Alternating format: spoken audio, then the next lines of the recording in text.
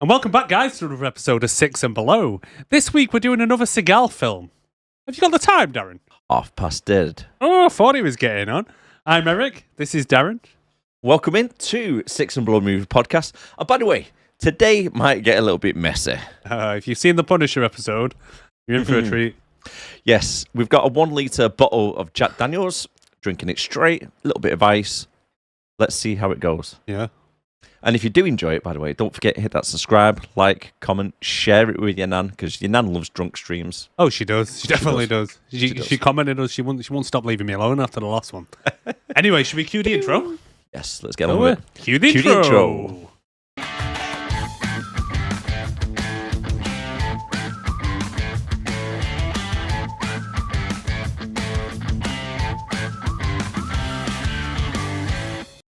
As if you've got me doing another Seagal film, and I drunk one of that as well. Well, you got to be drunk, haven't you, to watch Steven Seagal films? Is that the key, is it? It is the key, mate. I've been sober watching this so far, and Well, that's where you've gone wrong, mate. That's where you've gone wrong.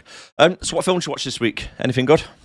well, since we were last here, which it's been about 3 weeks, About that, yeah. getting worse.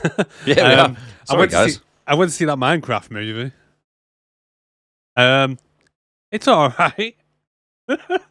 It's about as good as you'd expect for a Minecraft film, to be fair. Looking at the trailer, Yeah. very, very low standards for me. Yeah, it is. The bar is really low. It is low. It is definitely low. And there's not much of a story to it, I'll be Really? honest. But yeah. Did not build like a little town. Kind of. He did build a town, yeah, but you don't really see him build much of it. But it'd be better if they kind of stuck to kind of more of the... well, I don't know if it would be, like the story when you got to get to the Ender Dragon and all stuff like that, but they didn't... Did I say Dragon? Ender Dragon. But no, they didn't bother with any of that. It's just some guy who for some reason loves mining and then within like 2 seconds finds a portal to the Minecraft world and just lives there. Jack Right. Black. And then some people accidentally wander into it and that's the film. So you don't see him actual build or anything. You do see a little bit of him like be out on a green screen just kind of going da da da da da, blocks appearing.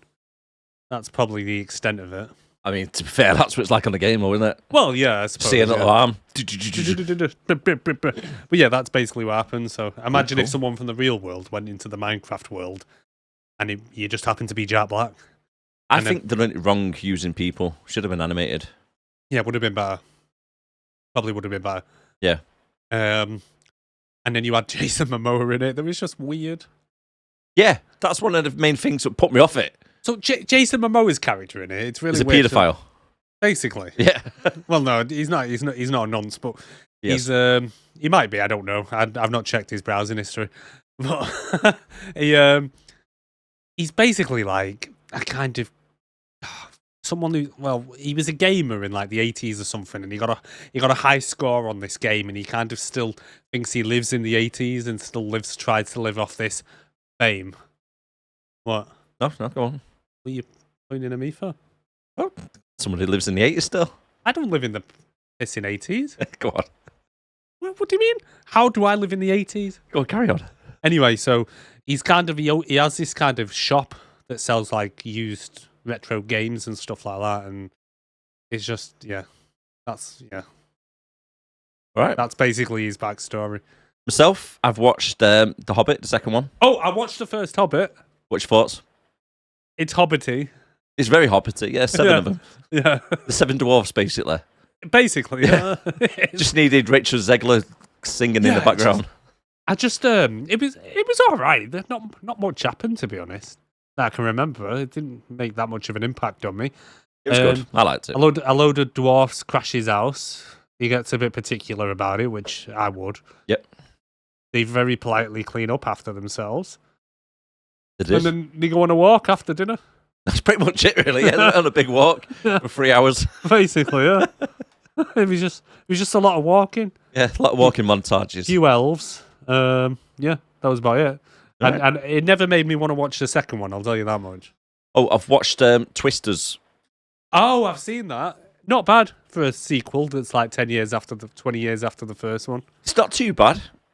No, I mean, it's a little bit cheesy. It's just one of them kind of Easy watching. easy watch film, yeah. Just like you have Yeah, easy yeah. listening, it's easy watching. It's very much that type of film. Yeah, it really is. Right, okay, let's get on with Half Past Dead. Half Past Dead, people. Right, we're Jeez. starting off today, though, with the clip quiz. So, clip quiz, should I explain it? Yeah, so Darren's going to play us a clip from a film that stars one of these actors that is in this film, and we've basically just got to try and guess what the actual film is. I don't know either, so I'll be playing along with you, and you'll find out if you stay tuned to the end what the film was. That is If you think you know, though, leave a comment below. Please hit that like and subscribe. You ready? Yeah, I'm ready. Has he been around any strange people, strange food, strange things? Did he get bit by a dog or something? What's going on, Dr. McClay?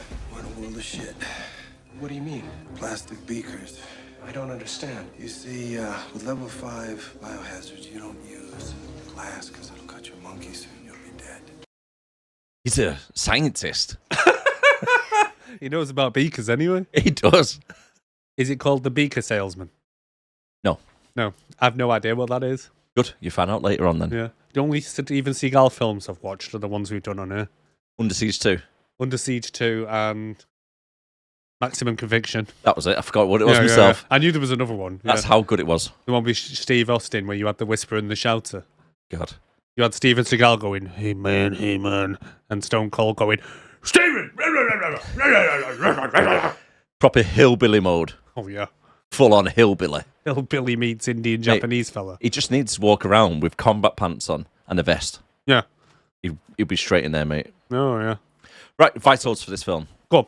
Released in 2002. Runtime 1 hour and 30 minutes. IMDb rating 4.6. Metacritic 23. Amazon star rating 4.5. Yeah, that's it. Is it? I don't know. I didn't check. Oh right, well yeah, it's probably 4.5. It probably is, to be fair. Watch it on Netflix. If you want to watch it yourself, it's still available on Netflix at the moment. In the UK anyway. Yeah, true. If you're in America, get yourself a VPN, switch it to UK. You can watch Half Past Dead. Yeah. You want to go through all that trouble to watch that film? Or stay tuned because we're going to take you through it step by step. We are breaking it down step by step. Rotten Tomatoes. Yep. Critics. A little bit harsh. 0. 3%. I'd say that was a little bit generous, to be honest. I think it's a bit harsh, that. Audience, which I probably say agree with, 37. 37%. Yep. All right. Budget. Go on. 25 million. 25 million. They Money laundered. laundering. I was going to say they laundered to make this film. Oh, yes. Money laundering pictures, it's called, isn't it? Yep. Box office gross. Go on. 19 million. This was in the box office. Supposedly. I thought it was like straight to video by the looks of it. Yeah, I'd probably agree with you there, mate. By the way, if you're wondering on our background picture, if you're watching on YouTube or Spotify, why Ja Rule looks a bit like Eddie Murphy's love child, it's because we couldn't find a background image, so this is a ChatGPT special. Yep. And I couldn't help but notice that Seagal's pointing a gun at me, so I'm going to have to be nice to him. Oh, he is actually, isn't he? Yeah. They're really right in your head, mate, Yeah, and you up.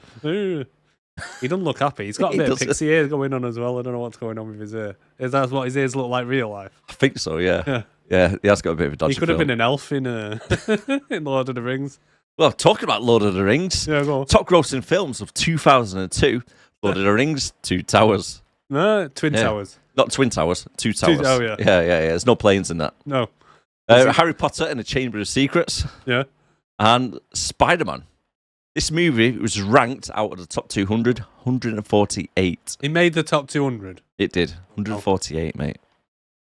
It was higher grossing than the following films. One of your favourites, Powerpuff Girls. No, this Yep. beat Powerpuff Girls. It did, unfortunately. Oh, Boat Trip, right. and one of them, which is going to be on our list, Kung Pao, Enter the Fist. Hey, Hey. have you seen that film? No, It's I haven't. I've seen really- clips of it. It looks quite good. It's funny. It's weird. Cheers. Cheers, mate. But what was that other one you just mentioned? Boat Trip. Is that Yeah. the one with Cuba Gooding Jr.? I think it was. And it's got a gay Roger Moore in it. Don't know. I'm pretty sure Roger Moore's in it and he's a bit ginger bear. Yeah. Mm. I've always thought it was a bit like that anyway. He God, might be. let he us might know be. who it's directed, written, who it stars. Yeah, so it was written and directed by a chap called Don Michael Paul. Yeah, that's if you can find a picture of him. True. Yeah. Wait. What's his name? Don Michael Paul. As in Don from the Mafia. Yeah. Money laundering. Yes, definitely. I mean, do you want to be any more blatant? I know. Sorry, you are the Don. You're the Don of money laundering.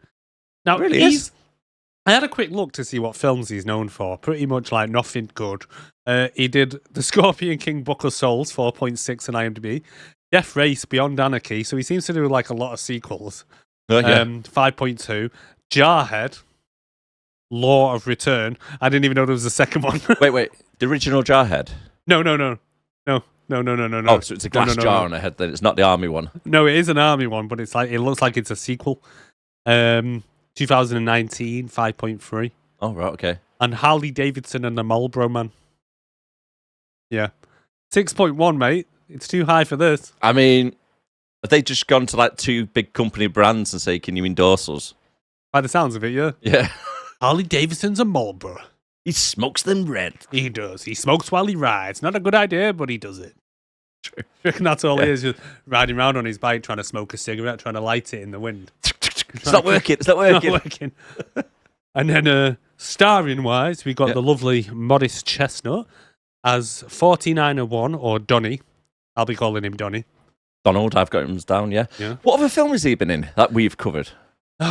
Under Siege 2. That is right. He was. He's stealing from the baggage cart. He is. And he's now like, he's stealing from a jail. isn't he like a porter or something on the Yeah.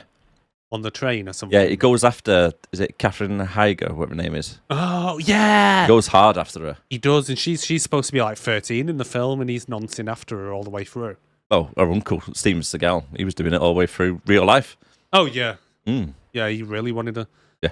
I mean, he has a little kiss with a bird in this, doesn't he? And Allegedly. Yeah. Allegedly. When they were filming Under Siege 2, Yeah. he actually said to Catherine, I've had plenty of girls your age. No. Yeah. Wouldn't surprise me. That's what she claimed. I mean, look at it. The thing with Seagal is he's just an ego. The worst thing anyone ever could have done was put him in films. Have you ever seen the Saturday Night Live thing? Yeah. When he done that skit? And Yeah. he was like too simple to actually understand the jokes. Oh yeah, I've heard that he's been voted as the worst guest he ever had. He didn't understand any of the jokes. The one joke he tried to do was he just walked into a boardroom of like executives. This was the skit, Slapping them about, throwing them about, withholding his punches, and then said something like protect the ozone layer or some bollocks. I can't remember exactly what he says.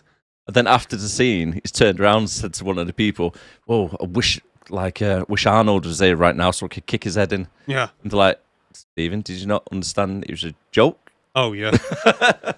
That's it. He just didn't get any of it. He just takes himself way too serious. I mean, I suppose when you're waist deep with the mafia, you got to be quite serious, haven't you? Well, yeah, I suppose, yeah. But he just, yeah, look at him. Big idiot. Anyway, so we got Steven Seagal as Sasha. If you've seen a Steven Seagal film, he was in it. You've got Ja Rule as Nicholas. Yep. Now, I don't know what films he's been in, but I did read, is his first name Jeffrey? Probably. I'm going to have a quick look now, Ja Rule's actual name. I'm pretty sure I read it was like Jeffrey or something. Ja Rule's name. Now, he's just like a pocket-sized gangster. I didn't realise how small he was. Tiny. But do you think they stuck him in this film to try and sell it? Because I think at the time he was actually famous. Well, Jeffrey Bruce Atkins, his name is. J.A. Yeah. Atkins. And he rules, apparently. But he's tiny. I didn't realise how small the fella was. He's really built like a 5-year-old. He's really pocket-sized. Yeah, he really is. Hello up there. Like I say, he looks like, for some reason, I mean, he looks a bit like Charlie Murphy. Seagal's about, 6'2" or something like that. Is it? He's probably about 18 stone in this, plus probably Oh, 23, yeah. 24 stone. Fucking massive. I mean, I felt sad for his stunt double in this. He gets thrown about quite a bit. Well, he had a lot of padding. Yeah. Gotta bulk him up to make him look like Seagal. Yeah, put exactly. a bit of padding in there. Yeah. And then we have someone called Corrupt, who I assume is a rapper. Yeah, rapper. As a guy called Twitch. Which I got halfway through my notes calling him the painter fella from the beginning before I realised he had a name in this. Well, yeah, they don't really say his name until the very end. Actually, they say his name exactly as they meet him, as he's dangling from the thing. Oh, did they? Yeah, Okay, I didn't notice. the governor.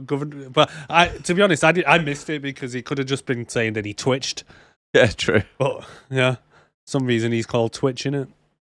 So that's pretty much the cast that I could be asked mentioning, to be honest, because the only other person I noticed was the governor, and the only place I know you him from was he played the dad in Ugly Betty back in the day.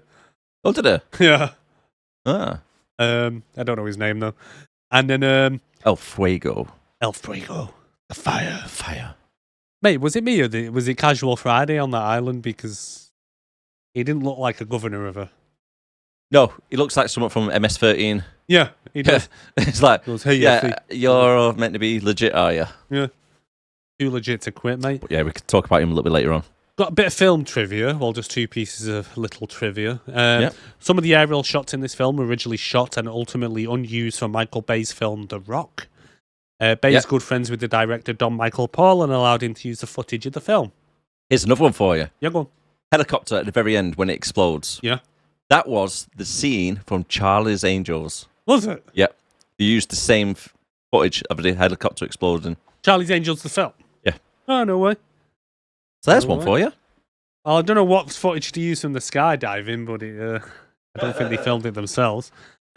And then in an article for the German publication Berliner Kurier, Wolfgang Linder recalls the eccentricities of Steven Seagal on set.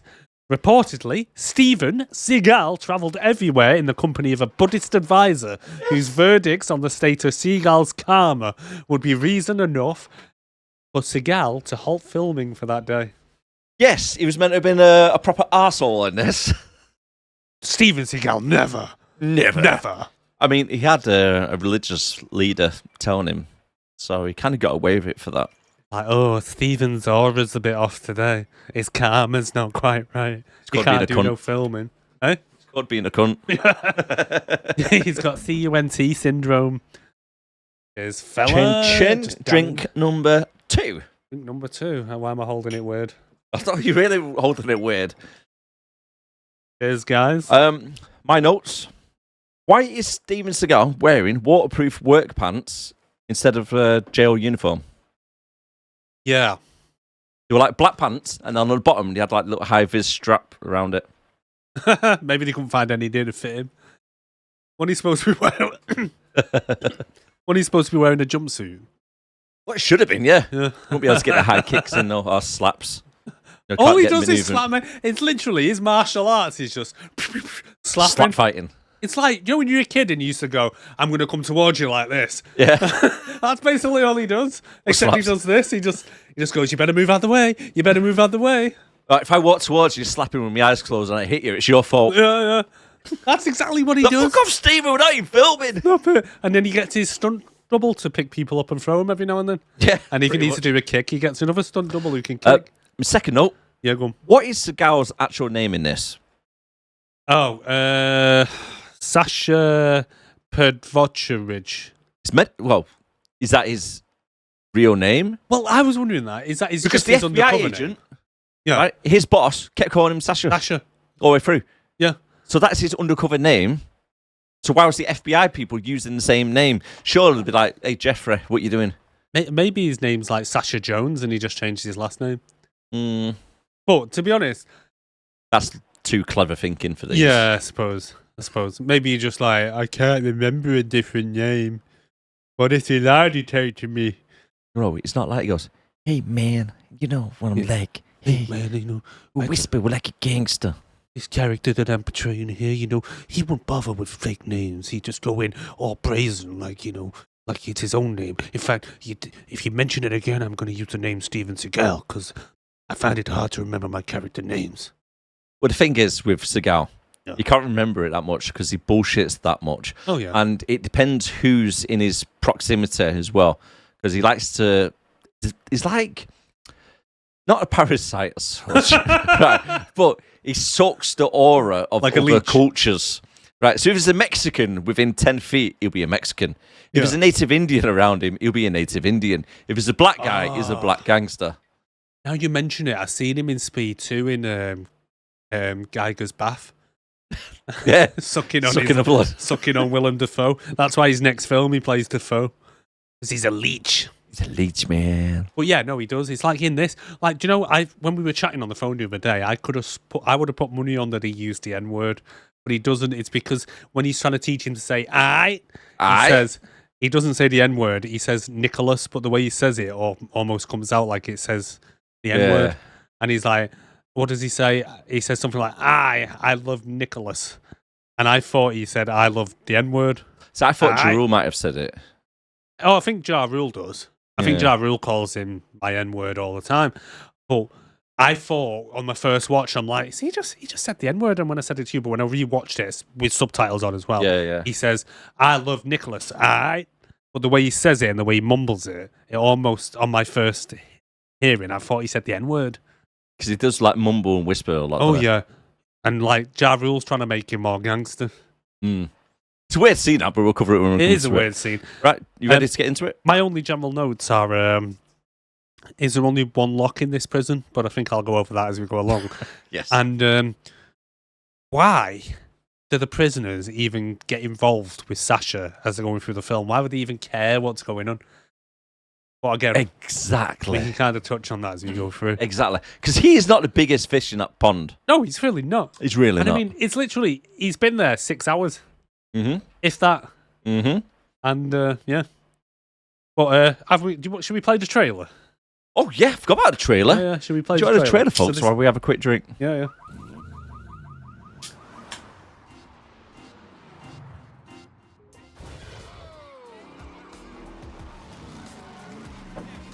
There's a lot of Ja Rule's music in it. I'll talk about his music in a minute. I'ma kick you until the night. You expected somebody? It all went wrong. It's that suit. I thought she was bald at first. Like she shaved her head. Yeah, he looks like he's wearing his dad's suit. Now, they're serving hard time. Welcome to my island. In the most feared prison in the country. Oh. What are you packing? This. Ooh. You want to play rough? Go on. Sorry, I'm not into men. And their big Slappy. isn't breaking out. It's dealing with the guys who just And girl. begin.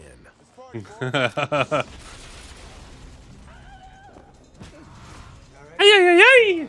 We got issues. One of the cell houses was compromised. How many hostages? I've got 10. Why are you doing this? I'm gonna dig up $200 million worth of U.S. gold brick, taking early retirement. What's your cause? My cause is me. See, I'm sociopathic. Means I can kill everybody in this room and not feel bad about it. What's going on? We got a problem.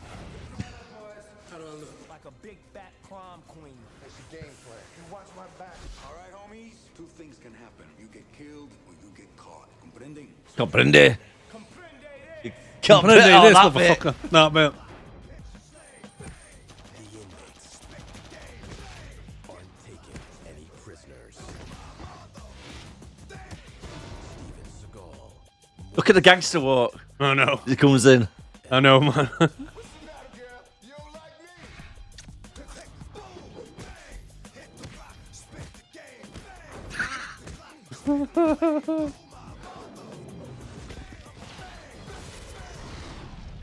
Past dead. So half that trailer, you actually see Ja Rule getting ragdolled everywhere. Oh, mate, he just gets ragdolled all over the place. Oh, my word, honestly. That the music, I never realised it. But back in the day, how bad it was. Especially like Ja Rule.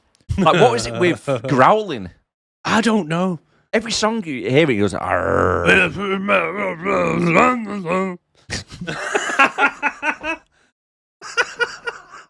What was that? That was Ja Rule. It's like he was in the room. I thought he was, mate. I was like, Yeah. where is he? I didn't get my pen out, get that autograph. Sorry, mate, that was my Ja Rule impression.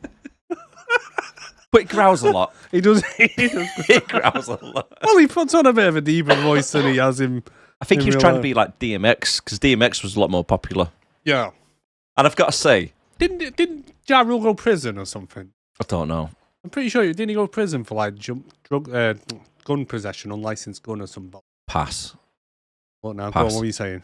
Yeah, so I was about to say, right, throughout this whole film, Ja Rule just gets that much of a beatdown, and it's probably more of a beatdown than when Eminem gave him a beatdown with rap battles, Yeah.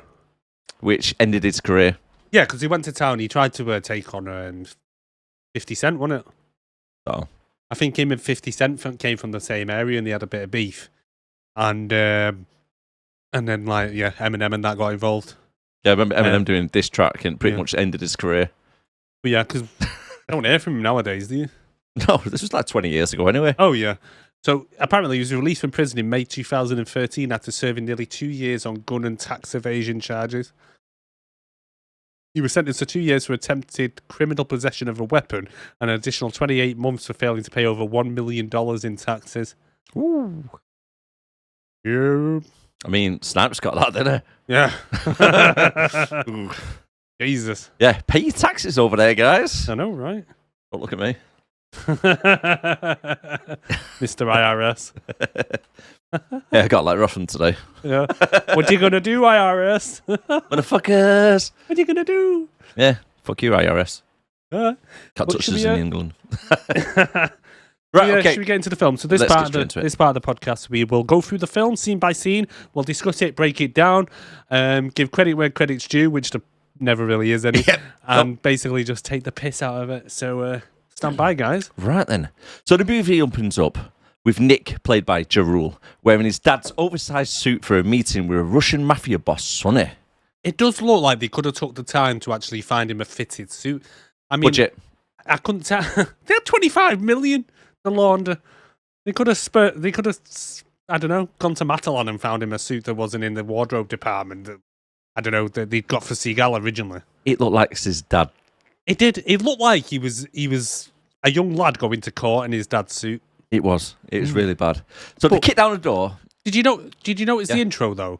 Like, so when it's coming up with like the title screens and it's like an intro of someone loading bullets into a revolver, and then if for some reason it then zooms in on Seagal's eye, and you're like, what?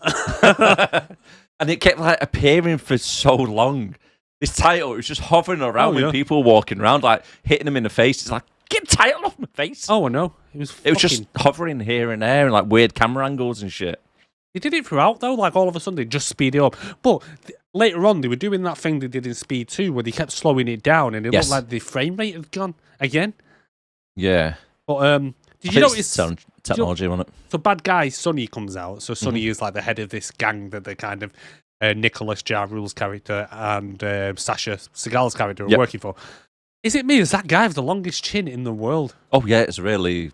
He could open a can of beans with that thing. Just like. It was sharp as well, wasn't it? Yeah, it was like long and pointy. And he gets out of the car and he's like, he fucking gets out, gets his chin out, and he's like, "Let's go meet this guy." Sparks a cigarette, and the cigarette's up here, and his chin's down here.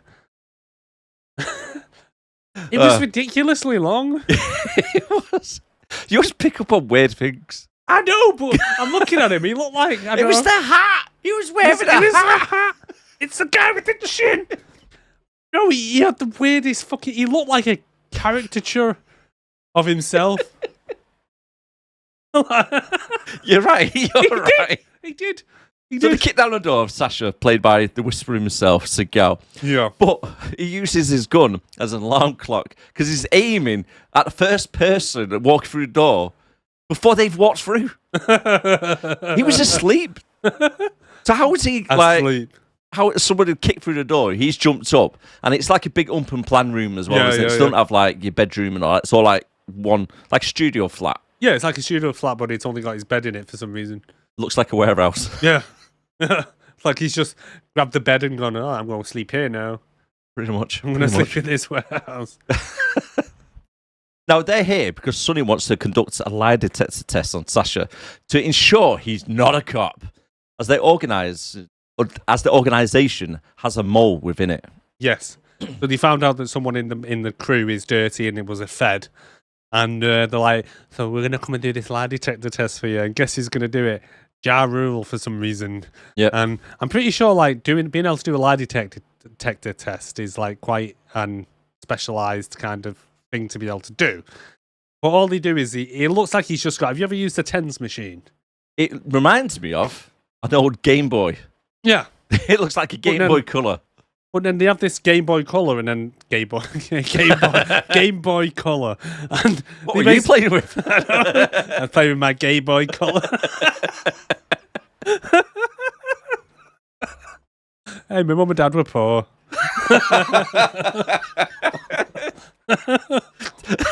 Did you used to send you to like the guy who lived two streets down? The Who coloured had a Game little Boy. bit of a bad reputation Yeah. for kids. It's all right, Eric. Go and play with Uncle It's like- David. You don't play with him, he plays with you. Like you walking up every time. Why are you always like taking my pants down? What That's you the doing now? joystick, Eric. Let's play car, broom broom. Okay, right. Let's get Anyway, back to the film. back to the story. Anyway, so, Sorry, mate. so- Traumatizing you, bringing back up. I know, right? I'm gonna start rocking in a minute. Have a drink and it all comes out. It does. Anyway, so so we give him the lie detector test. Anyway, this thing looks like you say like a little Game Boy, but the pads that he puts on his arms, on his wrist, Like they tension ones, aren't yeah, they? they kind of reminded me of like my mum back in the day. She used to have what's called a tens machine. Yeah. and you put it on and you turn it on and it like tense your muscles up. It was like that. And I'm thinking, what are they doing to this fucker? Anyway, so Sonny says, oh, Nick was against this, by the way. And he's like, okay, so Nick's cool. So then Nick's doing the lie detector test. And then apparently we find out that Sasha is Russian. Now, why didn't that beep? Because I'm like, this is the most un-Russian person I've ever seen in my life. Exactly. There is no hint of an accent. No. No. It's like me and you going, yeah, I'm Ukrainian, he's Russian, and, little Fred over there, he's Romanian. Yeah. It's It's not. I couldn't tell whether he actually thought he was Russian or whether it's just like this thing that Americans seem to do when they go, I'm Irish. And it's like, you're not though, you're American. No, but Yeah. my family, they're from Ireland. Yeah, but like that was like 6 generations ago. You're American. No, but I'm Irish. I'm Dutch. I'm English. I'm Scottish. And it's like, Yeah, you're it's a not. weird thing America have for stuff like that, isn't it? is weird. It's like if you're born in America, regardless of your race, religion, or whatever your ancestors are from, Yeah. if you're born in that country, you're American. Simple. Exactly, simples, mate. We don't have English Irish, No, we don't. but you have I'm- American Irish. I'm a Scottish Englishman. No, I don't Nah. think so. But anyway, So- I just couldn't tell whether it was that. And he's like, because he goes, your name is Sasha. It's Sasha Petrovich. And he goes, yeah, I'm Russian. You got a problem with that? He goes, no, I don't have no problem. Well, why fucking bring it up then? Is he meant to be Russian himself? Oh, no. 'Cause he had a bit of a Russian accent. He was Longchinian.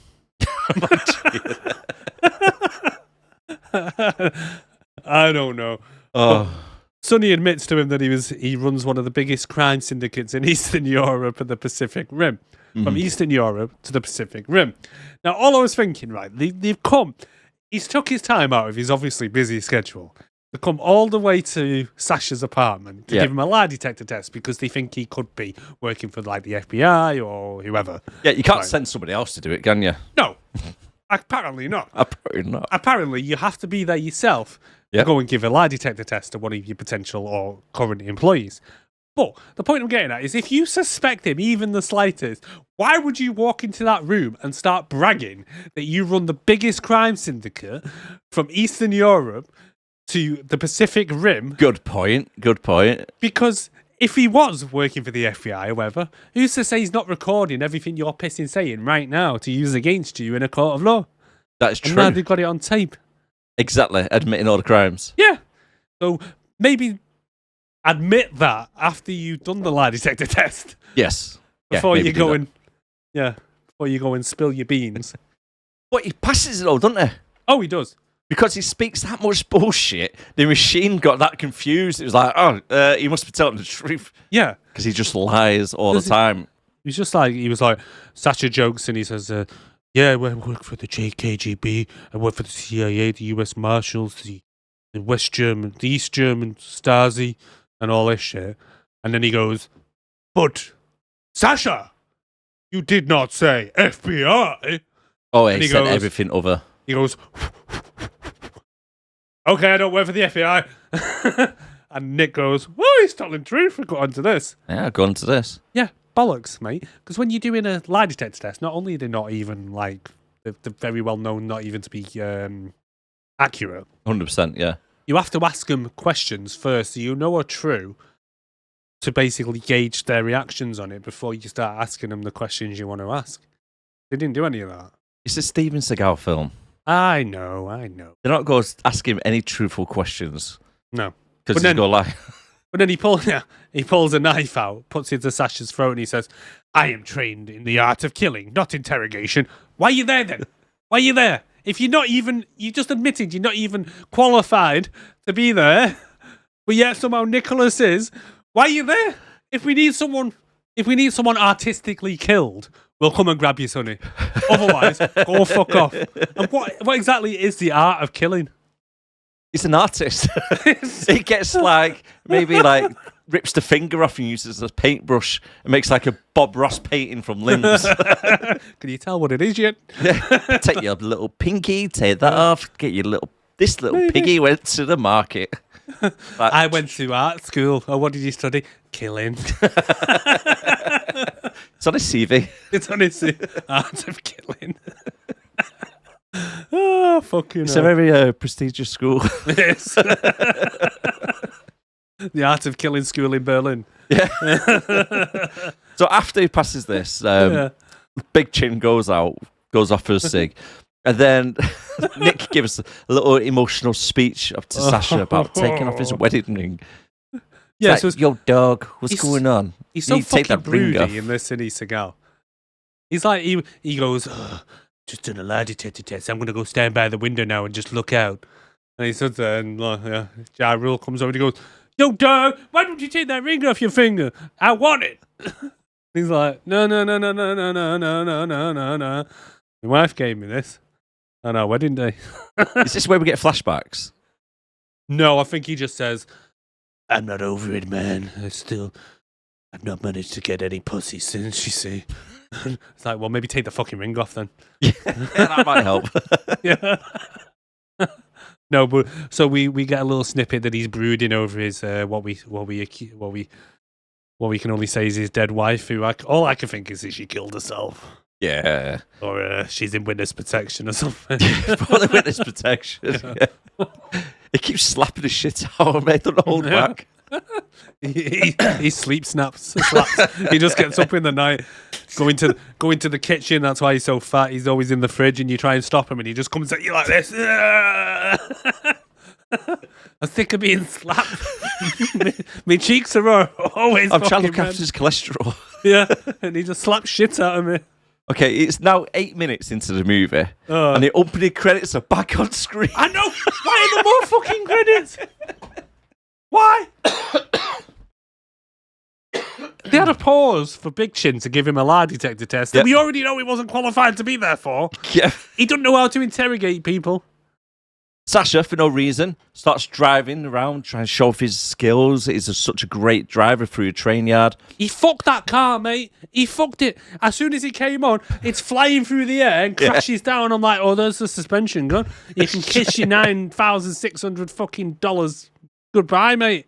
Yes, and during the car ride, he starts trying to renegotiate his payment and demands it half an hour and a half when we get there. Mate, you are literally 30-second drive from destination. Yeah. I'm sure if you're going to renegotiate your payment half an hour, half then, you do it before you do the crime. Well, yeah. You don't go out, steal the car, and then drive to the destination and go, do you know what? I want half of it. Mate, I could push the car to the destination. I don't need you to drive it anymore. You are fucking right. You would. You'd be like, we need you to rob this Jaguar. Yeah. All right, well, I want a half now. No. Stephen I think he just forgot and got halfway there and he's like, shit, I've not been paid for this shit. But, right, so Seagal is trying to show off that he's a great driver, right? But he really isn't. No. And what is with where he's driving? Why is he driving down train tracks? I don't know. It's and like why is a HGV then coming the opposite way down the freaking train tracks? and then a forklift. And then a forklift in the middle. Yeah. He's going through the trains and just a forklift there. Yeah. I'm just like, where the fuck are they? Then he slows it down a little bit and he tries to do a little bit of a heart-to-heart with Nick. Well, and he's actually getting shown now, isn't it, by Nick, how to say I. Yeah, because he's that simple. He's never learned to say the word I. Yeah.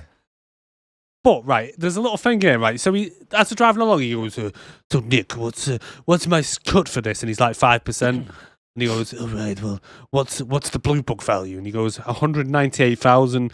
So it's like, for a fucking Jaguar? I was like, that's bollocks. So I quickly Googled and I said, what Jaguar is used in Half Past Dead in 2002? I'd probably say about 32 grand or something. And it was a Jaguar 2001 XKR. Right. And the blue book value at the time for a brand new, all swinging, all dancing one was $80,000 brand new. Where they got 198 fucking £1,000 for that Jaguar from? I have no idea. It's stolen, and it's stolen by Steven Seagal, so it adds to value. Yeah. Does it? No. If someone came to you and said, right, I want you to buy this Jaguar, it was owned by Steven Seagal, I'd be like, 20 quid. Yeah. I'll be like, 1 minute, let me check the suspension. I've seen that dickhead driving down the road. Yeah. Fucking hell. Has he took it down any train tracks recently? Has he played chicken with a HGV? It's like, no thanks, mate. Anyway, so I just wanted to mention that. So apparently he's going to get 9,600 quid for the car. Yep. Besides that he's not been paid yet. Remembers that he's not doing this shit for free. He's like, hold on, I'm not a fucking charity. Ja Rule tries to teach him how to say the word okay. All right, sorry. Aight. Aight. Aight. No, you got to say aight. Literally, this is like a 2-minute scene, or probably longer. It's probably more like 8 minutes of him just going, aight, aight, aight, aight, aight. Is it me? Yep. Or throughout this film, Probably whenever is you. Ja Rule has an interaction with Steven Seagal, it's almost like he's walking on eggshells around him. A little bit, but everyone's the same. But it's kind of like, even during this, he's like, because sometimes he'll go like, it'd be like if I went, oh, you're a motherfucker. I'm only joking, man. I'm only joking. But with this, he's like, oh, no, you don't say all right like that. And he goes, and Steven Seagal gives him the look. Who the fuck do you think you're talking to? I know the cameras are rolling, but I'm going to fucking bang you. He goes, no. I'm just saying you're not saying it right. You need to go, aight. And he goes, oh, okay, aight. You know what I mean? He's just all the way through. Aight. It's like when they're going into the prison and he goes, man, are we okay? And he goes, yeah, we're okay. And he's like, are you sure we're okay? Because I don't want you to get slappy. Anyway, we're getting to that. We're aight. Anyway, so annoying. they also argue because Nick doesn't like that Sasha, for some reason, calls him Nicholas. Mm. He's like, I've always called you Nicholas because I'm a sophisticated man and I like the name Nicholas. I don't care that you like Nick. Nick is so common. I prefer to call you Nicholas. This is my friend Nicholas. This is my little tiny little box friend Nicholas. Nicholas. Lost all his meaning now. Nicholas. It has. It really It's like has. when you go to a club with a bird and it's like, are you wearing any underwear? She goes, no, I'm Nicholas. And you're like, okay then. You're coming home. You're coming home with me. So now he pulls into the chop shop and for no reason starts doing donuts. And even the workers are shaking their head thinking, what a dickhead, not him What an again. absolute. Mate, it'd be like your dad turning up trying to show off to your mates, like, oh, look what I can Every do in single the one car. would put their head down and start shaking their head like, oh, not this dickhead. Like Seagal's there again. Yes, and here we go. This is going to be the best bit in the film. Come on, guys. Come on. After pulling a hard handbrake turn, the door opens up and slams Nicholas like a long dart head first into a parked up car window screen. And then gets up like it was nothing. Just like, all the men are just like looking at him like, what the fuck is... One of these days I'm going to kick your ass. And Seagal goes, what do you say? And he goes, aye. I had to rewind that about 7 times. It was just comical, just going... He just looked like a mannequin just coming out. Woo. I mean, fair play to the stunt guy. Why did the door even open like that? Surely that's a defect on that car. It's got, I mean, you got to knock a couple of grand off it. True story. I did something like that to one of my ex-misses one time years ago. Do you want me to tell you the story? I mean, do you really want to admit it to the nation that you handbrake turn and push your bird out the car? No, it wasn't as eventful as this. No, she just went straight under the wheel like Brian Harvey. Like who? From not Westlife, E17. He went under the wheels. He tried to kill himself, didn't he? Did he? Yeah, he jumped out the car and ran himself over. What the He got dragged underneath the wheel.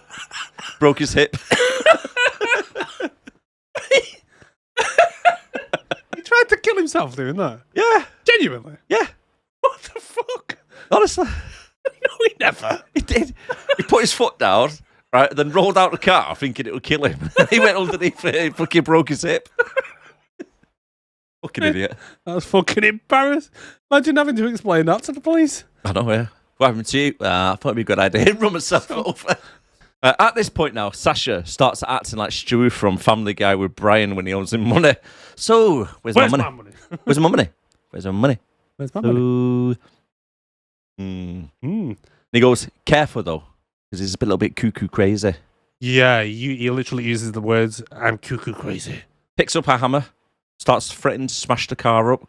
No, he's at destination now, so it's kind of a little bit too late to start negotiating. Well, yeah, So he we says find he's out gotta very smash it up. soon that every single man there seems to own an AK-47, so you probably wouldn't be the best time to start smashing up a car. Nah, But anyway, yeah. probably not. Well, But yeah. what happened? Jarul somehow manages to pull out a fat wedge of bloody money and throws it to him. So he's Yeah. had the money on him all along anyway. Oh, he had the money on him, but not only the money, he had the exact right amount because he didn't go, hold on one second, Nope. 9,600.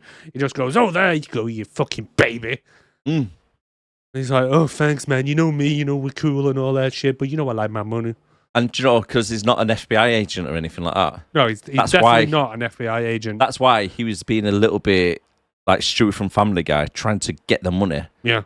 Because as soon as he picks all that money, FBI's turn up from everywhere. But it's nothing to do with him. He's not an FBI agent. I No, it's promise. not that. Pinky swear. That's Pinky what he swear. should have done at the beginning. If you want to know if someone's lying, you don't do a lie detector test. You ask them to pinky swear. Because if they pinky swear, they cannot lie. Scout's on her. Scout's honour. Although I did piss a bird off at work the other week.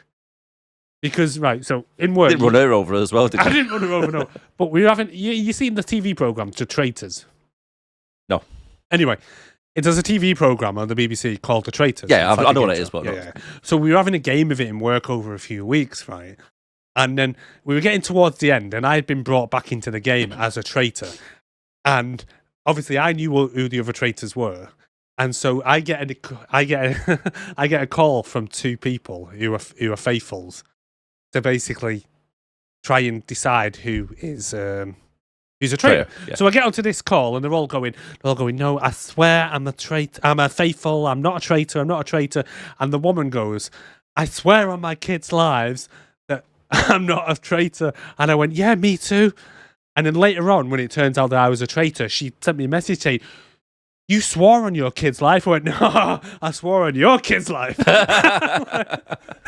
You said, I swear on my kids.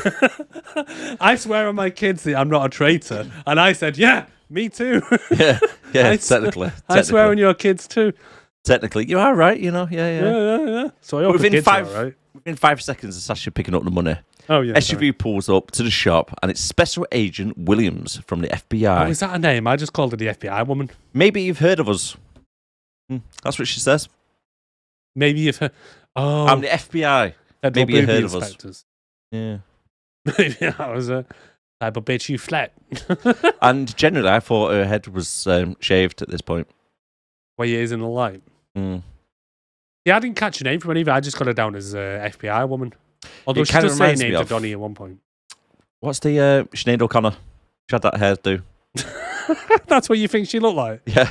It's been 7 hours.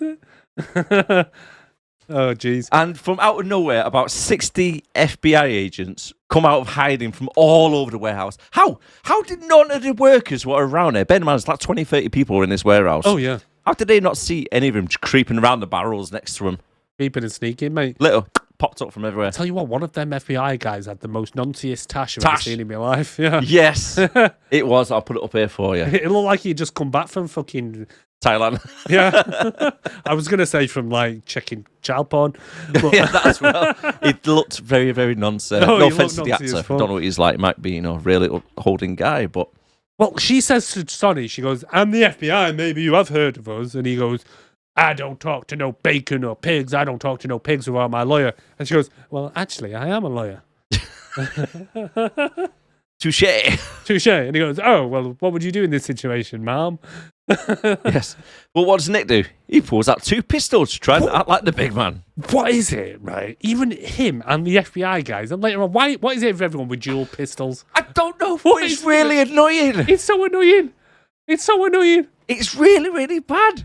It's like someone said, oh, we've over-ordered on the pistols for the movie. Does everyone just want to take 2? And they're all like... Right, bear in mind, like you say, there's about 60 FBI agents Yeah. here, right, pointing guns at them all. Yeah. They've got them surrounded. Yeah. Now, in real life, if you reach for your gun, you're getting a bullet in you. At least one. Right, if not 15. At least one. Right. And no, they let him pull his guns out, hold it by his nuts, so he's going to blow his own dick off. And he's like, what you going to do about it? Like, why did you let him even take his guns out? Yeah. So they stand there having a little bit of a high noose standoff as she pulls her pistols out and flips her coat, like a little bit of a thing to show them. Like it's some fucking old western. Yeah, it's like, And I've got having 2 pistols, look, I've got 2 as well. And she's like, ready on high noon. Now, I would say it was lucky that nobody got shot, but neither of them they can hold a frigging gun. No. Never mind shoot one. They are literally 20 feet from each other, and they both get the guns out, put them straight, then walk towards each other. And it's like, how are you not shooting each other? I think the problem with this film, I think someone who wrote this film, and I'm not naming any names, Seagal. and directed the film, again, not naming any names, The Don. may have recently watched The Matrix.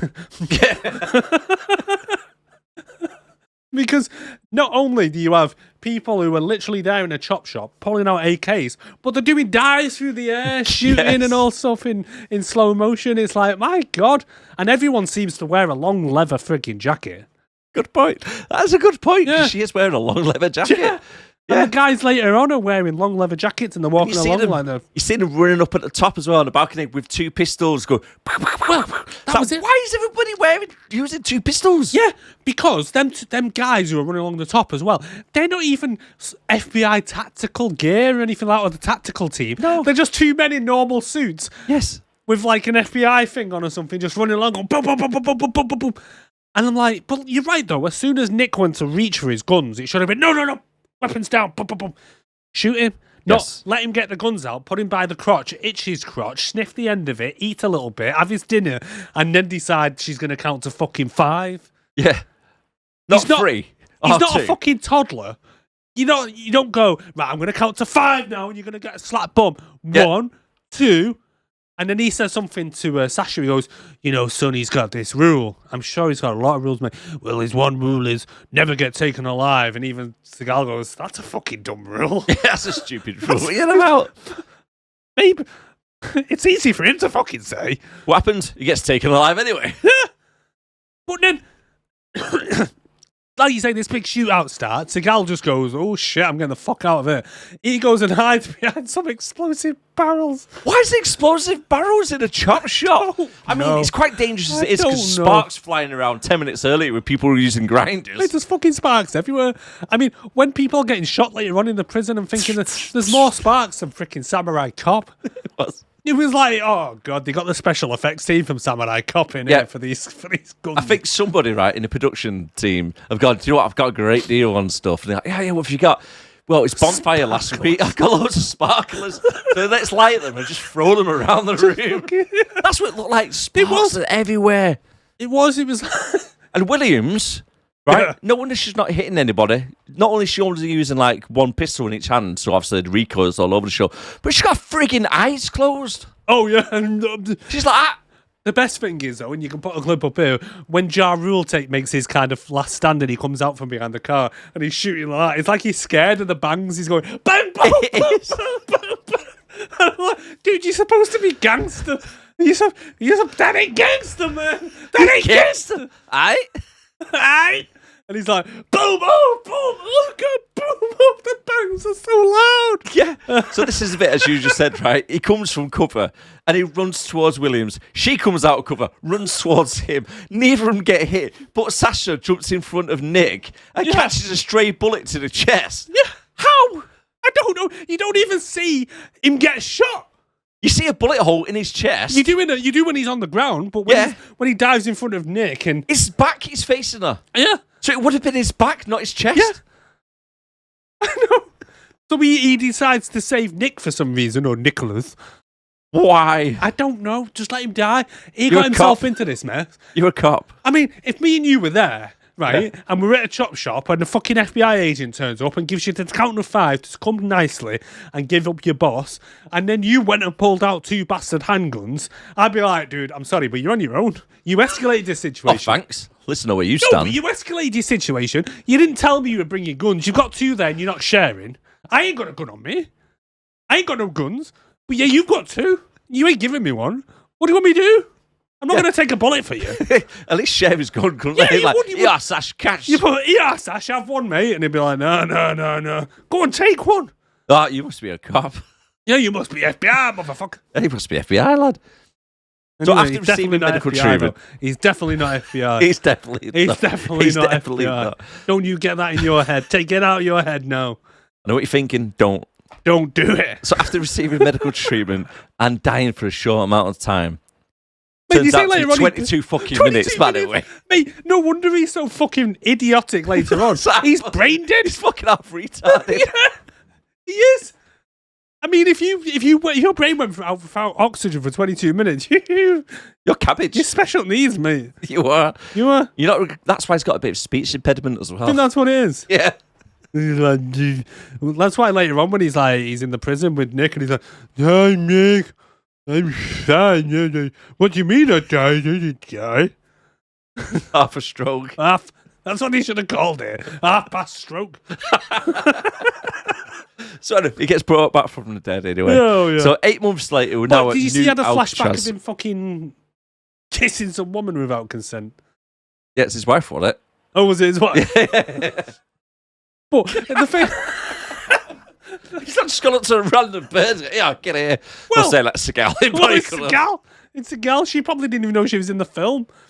But he has a flight. The thing was, right, it was a bad choice of scenes because if you notice, it's like it zooms in on his face and he goes, cuts to like a blurry thing, and then it's his wife kissing him, and he's like, "Oh, I've got a woman," right? Yeah. And then it goes to his fucking end of his shoe, and then his shoe kind of has a little flashback. That's what it looks like.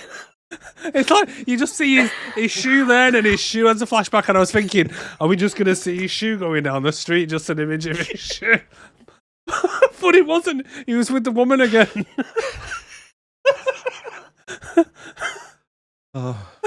Sorry. Anyway, somehow sorry, the guys. motherfucker survives.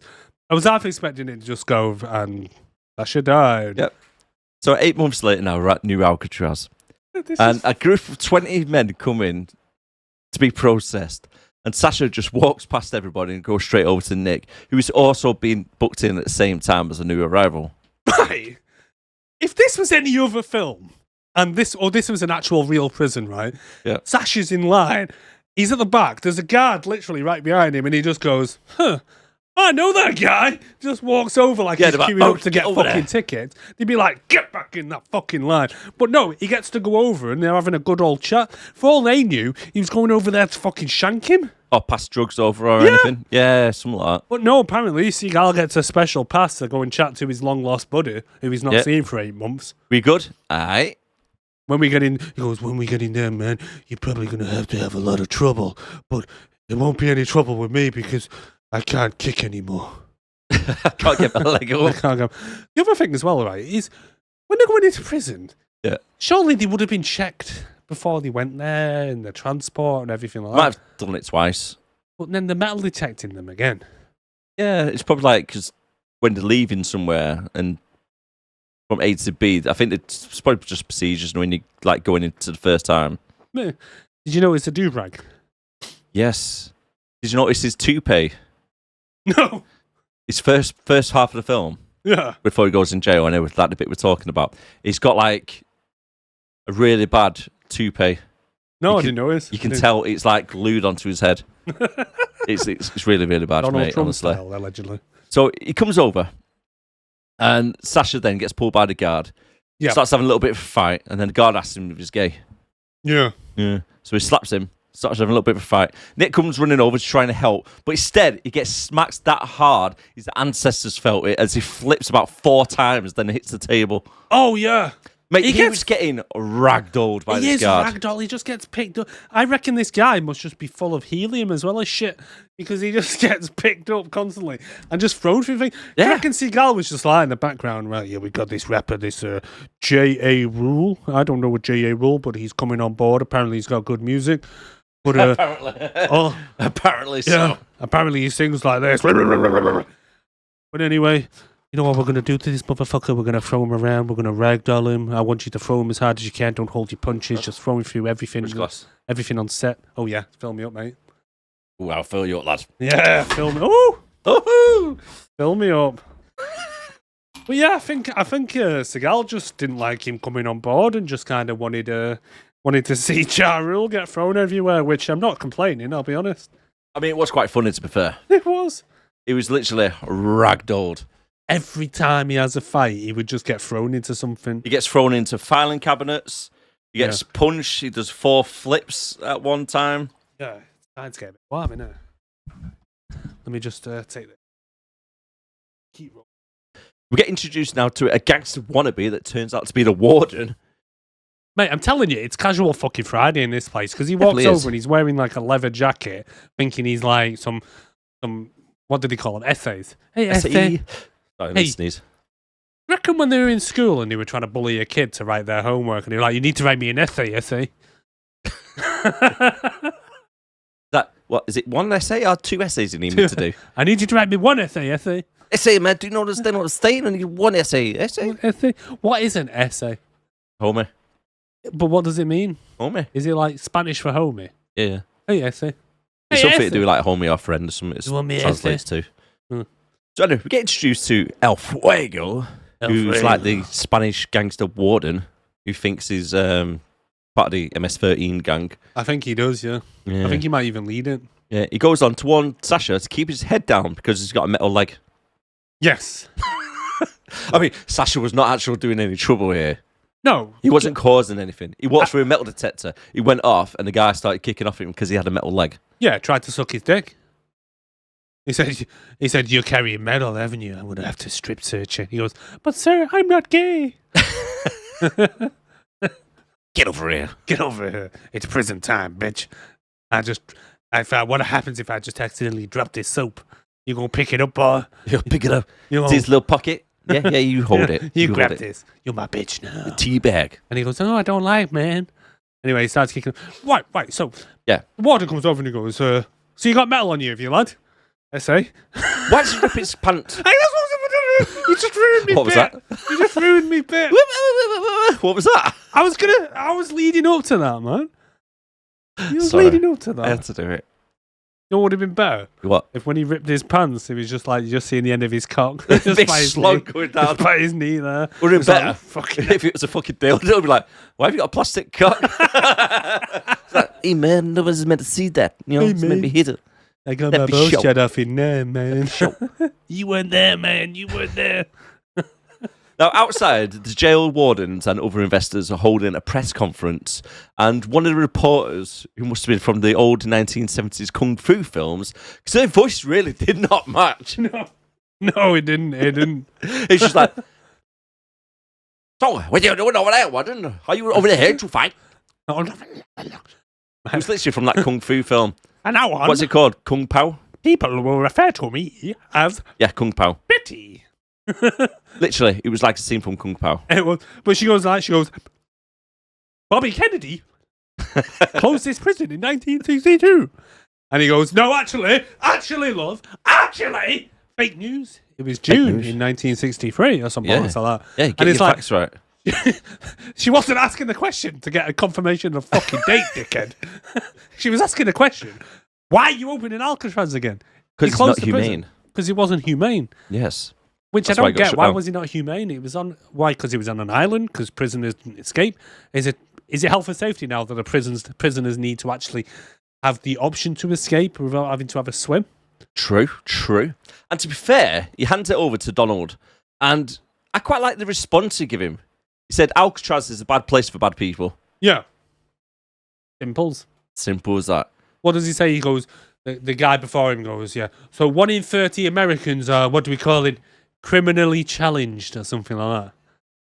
What a stupid phrase. No, it is. Never heard that before. No, but it's something that he probably would say nowadays. Yep. He's not an evil man. He's just criminally challenged. Cuts I back know. to inside the prison, and for some reason, a prisoner is using an angle grinder, whilst Corrupt is hanging in a sex swing harness, painting Maori on a wall. Yes. Why is someone grinding the bars that look perfectly fine? They were perfectly There fine. was bars going It was across. like a and just handrail. and there's Yep. just bars coming Yep. off. Why? Because they wanted more sparks. The thing is, all right, if you listen to the governor's speech in a minute, do you know what he says? Yes. He says they are on a work program to retrofit this island. And I'm like, what? The prisoners are building the prison? What? Whose fucking idea was that? Cost saving. Cost saving. But the prison's hard. The prison's not finished. Don't worry, we'll fill it with prisoners. Free labour. Hey! It's the modern rock gang, isn't it? It is. So yeah, why are they allowing a prisoner not only one to angle grind, right? So why would you give an angle grinder to a frigging prisoner? Yep. Not only that, you've got, like you say, one dangling in a sex swing, painting. What's he hanging on to? I don't know. The rail above that the guy's trying to cut off. He's like, fuck, you get this. I'm sick of this twitchy bastard just fucking painting all the time. I'm going to cut his rope. Jarrell comes in, swinging his arm like he's a big G. And then right behind him is Seagal doing the exact same walk with his little do-rag on. Oh, yeah. So he comes in walking like that. And then Seagal is literally doing the same walk. I was thinking, oh my God, what the fuck? Stay out of a 10-meter proximity of Seagal. Right? He's draining your culture. Yes, he's a culture vampire. He is. He literally is. It's like the guy spent years in Japan in real life just draining their culture to the fact that they shipped him back to the US. Yes. Kicked him out. Yeah. And then Allegedly. all of a sudden, pyros start going off. Smoke machine comes off. A prisoner warden, El Fuego, comes out with a live stream just so the jail can see him walking around telling the new convicts to chill out and not starting his shit. Wait, did they rehearse this? It was weird. It's like, where was the cameraman? I don't know. He's on all these TVs of him walking into it, and he's giving a little speech thinking, you think you're harder? I'm harder. You think you're mean? I'm meaner. You think you could crochet? I could crochet better. Like, You think dude, you're good at knitting? I made this jumper, bitch. look at this. Everyone in your cell, you will find a pair of mittens. I suggest you treasure them because it's the only gift you're getting from this guy. That and a holy Bible. Yeah. I suggest you wear them and read them. But Where's he's that like, camera guy? I don't know. He wasn't there. There was no camera guy. There was no camera guy. There was no camera guy. But if you hear beforehand, it goes 3, 2, 1, action, and then he comes out like that. You see the director with a little clipboard. Right, okay, with a headboard. Okay, it's coming out now. Everybody get ready. Convict 1173, can you just stand to one side, please? I've got the cameraman needs to walk through here. All you okay, convicts, you guy need to with be the boom, you ready? Okay, check. Okay, 5, 4, 3, 2, 1. El Fuego. Yeah. All you convicts, you need to be crossing your arms like this, and you need to look tough. Look angry. Look angry like you need a shit. Ugh. Yeah. Yeah. Basically, what happened? So he comes out and then he gives this fucking speech, like saying, he says, you're all here to run a work program to refit my island. Like, first of all, it's not your island, fella. Yeah, true. And then he says, I walked a max tier prison for 15 years and I'm still standing. He's like, I've been spat on, I've been stabbed, I've been burnt, I've been sodomized, I've been kissed gently and caressed on my private parts. And I'm still here to tell the tale. Isn't that right, Twitch? Yeah. And Twitch goes, yeah, man, I fucked you His last little night. swing. Yeah. Like, they call him the fire because he's spunky stings, man. It's like gobbling acid. Now, the warden, tells people that the only way off this rot is by doing your time, and to show he's serious for no reason whatsoever, they parade one of the inmates in who's on the death row. Dead man's walking. Dead man Just show the serious. Yeah, but to be What's that about?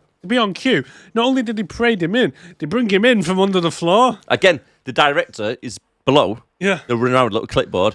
Like 3, 2, 1. Bring him in, mate. And he comes up and he's like, and Lester's there like, yeah, man, I'm about to die, motherfuckers. Like, 6 hours. in 6 hours. So they bring him up and they're like, dead man walking. And he goes, today we're going to try out our new state-of-the-art execution chamber. Not only does it tickle your balls, but it'll give you a blowjob as it kills you. All right then, why are you showing us this, dude? No reason whatsoever. No. Well, it turns out this is the first inmate to be killed on the island. But what was this guy's crime, you might ask? Did he murder loads of people? No. He stole $200 million from the government. Yeah, the government don't like being stolen from. So they put him on execution. Oh, yeah. Death row. Well, there's a little bit more to the story, but we'll come to that in a minute. There was an accident. There was an accident. Not his fault. Not his fault. But an accident happened. An accident happened in his pants. He shit Yes. himself. Yes. And he caused a nasty smell in the first class compartment. And they all went, oh, God, this guy stinks. And he's nicked $200 million. He deserves death row. Let's do Brian Harvey and jump out the train. Broke his hip. Now, due to execution taking planned at midnight, the Supreme Court Justice Secretary, Jane McPherson, has landed to oversee the dead deed being done. Yeah. She wants to finish what she started. Yep. But just going back slightly to where he was giving his speech, did you see he used a big Little Joe as an example? And he goes, Little Joe here has found a good way to spend his time. On the PlayStation 1. Playing PlayStation, was it 1 or 2? Them graphics, I'm going to say 1. He's playing PlayStation 1 and he's playing golf. But he's no good at putting, people. He can't do no putting. Apparently. He's got a lot of time Well, on his hands even to Twitch practice. says to him. So the warden must do this every time people come because he goes, he goes, ain't that right, Twitch? And he goes, same old, motherfucker. Yeah, true. And he goes, I'm fed up with this goddamn people telling me where to stand and move out of the way to some camera guy. yeah, I'm sick of this fucking speech I hear every fucking day. Yeah, so the Supreme Court justice arrives, and then she comes into the prison, meets the warden, and the warden goes, their bodyguards say, we just want to bring this little pistol with us, just in case. And he goes, no, the only people in this prison that will be strapped are my men. Yep. You leave your guns, or you go home. Yep. This control room, by the way, Yeah. it had marble walls and everything. Oh yeah, you got to make an impression, mate. Yeah, I mean, it was if like you use really out there, mate. If you're basically using slave labour, all you've got to worry about is material costs. So if you take away the labour costs, you can afford the marble. True. I That's had it. bulletproof glass as well. Looked really nice and sweet. Yeah. And even it had soundproof glass as well on it. Room was soundproofing. Was it? Why? Oh, maybe they don't want to hear the prisoners screaming while they're being sodomized in the showers. Maybe. But they walk in anyway, and he says to the bodyguards, like I say, you need to give your guns up. And they're like, no, we need to protect this bird. Like, that's what we're here for. Yeah. The only reason we're here is to protect her. How are we going to do that without our shooties? And even the head of the Department of Prisons says to the warden, it's fine, they can bring the guns in. And he goes, I don't fucking think so. This is my island. You want to bring in guns, you go home. He goes, only me and my men are strapped. Yeah. Look, I got 17 guns on me. I got a grenade up my ass. I mean, we'll talk about the armory a little bit later on because that's a little bit over the top. Why the fuck do you need so many guns? I mean, yeah. It's not like to me, it would make sense for all the prison guards to have guns and all stuff like that if they arm the prisoners. But the prisoners ain't armed. Nope. I mean, we get away with it fine in this country. I mean, let's be honest with you. If a prison guard has an SMG, shotgun, or a pistol on him, what's stopping the prisoners for, overrunning the guard and taking the gun? Exactly. That's why, even in toughest American jails, they don't have the guards like walking around with the guns. No. It'd be the guard in the guard tower. Yeah. And Has even a gun. that's a bit excessive. Yeah. Silly. Yeah, But anyway, silly. meanwhile, whilst all that's going on, Yeah. the X-Force are parachuting down. One gets hit by a plane flying past. One gets caught up in a watchtower. And the other one forgot to pull the parachute cord. Did he? Yeah. You keep moving past when I'm still talking about shit, dude. That's moving it on. Well, no, I was just going to say, because she leans into the governor and she goes, you smell pretty, boy. What did they call you again? And he goes, they call me Alfredo, the fire. And then for some reason, that whole sentence just convinces her to say to her bodyguards, you know what, I trust this guy. Leave your guns, dickheads. He calls himself the fire. He's all right. I know. He's trustworthy. Don't worry. Not to mention he's a pocket-sized essay. Yes. He's a pocket essay. Pocket essay. Pocket essay! Yeah, so the X-Force. skydiving from the plane. Yeah. Yeah. They X-Force. skydive. Yeah. It's daytime. Well, Yeah. it's like dusk. You know what I mean? Dusk. It's going dark, right? It takes them 3 hours to land on Alcatraz. The time in this film makes no fucking sense. It's all over the show. Because now they jumped out and it's gone 10 p.m. as Jarul is listening to like another Jarul rack. You know what I mean? While sat there in Sowie's fucking playing songs in the background. Oh, this pisses me off They have a little bit of a one-to-one, don't they, between the cells? because Nicholas is like, oh, Session, man. I'm missing the love from the streets, man. I'm missing that bum sex, man. And it's like, what love are you getting, mate? Jesus. I'm missing that street love. Street love, we need it. You know what he's really missing? The Sasha. oversized suit. Yeah, true. I don't like wearing clothes that fit me, man. I don't feel right, man. It needs It's to be got to baggy. be baggy. It needs to be a baggy be suit, baggy. man. But Little Joe gives Buck a buck, Nick a buck. Yeah. Nick a buck of glory. Little Joe gives Nick a buck. He does. And he goes, what am I supposed to do with this? He goes, read it. He goes, Yeah. I can't read. Aye. Aye. Aye. But apparently it's a book called When Lovers Collide. Was it? Yeah. Oh, you pulling my leg? No, it says When Lovers Collide. Was it? Yeah. He goes, Lovers Collide, what am I supposed to do with this? He goes, read it, dickhead. The guard comes down to get Sasha and he goes, hey, Sasha! Oh, whatever his surname is. Pokrovich. Yeah, Someone wants sounds to about right. see you, fella. Come with me. It's weird. Then the bad guys, after 3 hours, because they got a bit lost and they had to, they landed 30 miles away and had to hitchhike to the prison. Well, the X-Force are doing the worst attempts of stealth mission possible. Oh, yeah. Not a single one of them used a silencer to shoot the guards as they're parachuting in. One of them lands on top of the guard tower, shoots them below. Not only the guard tower, mate, the fucking light. Yeah, The light that's moving. that's what I mean. They're shooting everywhere. Oh, no. Bullets are flying everywhere. People are getting killed, and they're still running around attached to these parachutes. Yeah. They're running around the fucking courtyard with a parachute still open. But guess what? One of the goons, dun, dun, dun, is Donnie from the beginning, who gave the speech It is. to the press. Did you notice something? Yes. So they parachuted down, Yeah. right? Didn't have guns, Yeah. right? They land. They've got guns on them, shooting everybody. Going into prison, though. Prison Yep. pocket. So then they jump into the courtyard. Yeah. One of the guys, little henchman, runs over with a huge bag full of guns, and then they all pick guns up from that bag. After they've already landed with guns and Yes. shot everyone. Right, well. I thought, why are you getting more guns out with the guns that you've already got and you're using the same guns? If there's one thing I've learned from these films and American films in general, you can never have enough guns. Oh, that's true. But 'Cause how did not a single alarm in go off? America, everywhere in America has an armory, is what I've learned from these films. Yep. Not only America, though, South Africa. Yeah. Because in Chappie, they had a fucking armory as well. Everywhere. I feel a bit left out because I don't have an armory. Do you have an don't? armory? No, No, I don't. we don't. Not even at my work, I don't have an armory. I do work from home, but there's definitely not one at home. And when I went into the office, there was no armory. No, you don't I see feel them like there. we should have an armory. We should do. You should. We should do. But Anyway. yeah, it's bad as it is here in the UK anyway. Mm. How did not a single alarm go off? Well, Again, see- not a single one of them was using frigging silencers. No. So, like you said, one of them lands on the frigging light of the control tower, manages to shoot 2 people. No one notices. All because there's a bit of rain. A little bit of rain. It's a little bit of a storm going on. So everyone's like, oh, that sounds like gunshots, must be thunder. Oh, and you know, because thunder sounds like C4 explosives going Oh, off as yeah. they blow a door off. And then, what is it like? They blow a door off, and then he throws a rope down, abseils down about 40 feet to get to the control panel. Right. Yeah. I was wondering this, right? Because at first I thought he'd gone down a well. And I'm thinking, well, what if in everyday maintenance they have a problem with the alarm system? And they're like, they need to call maintenance. Does maintenance have to come along and fucking abseil down that tunnel just to fix it? Who designed this shit? I know the prison's being built by prisoners, but that just seems a bit daft. Normally, it would be like just something a door, and it'd be like there. Yeah.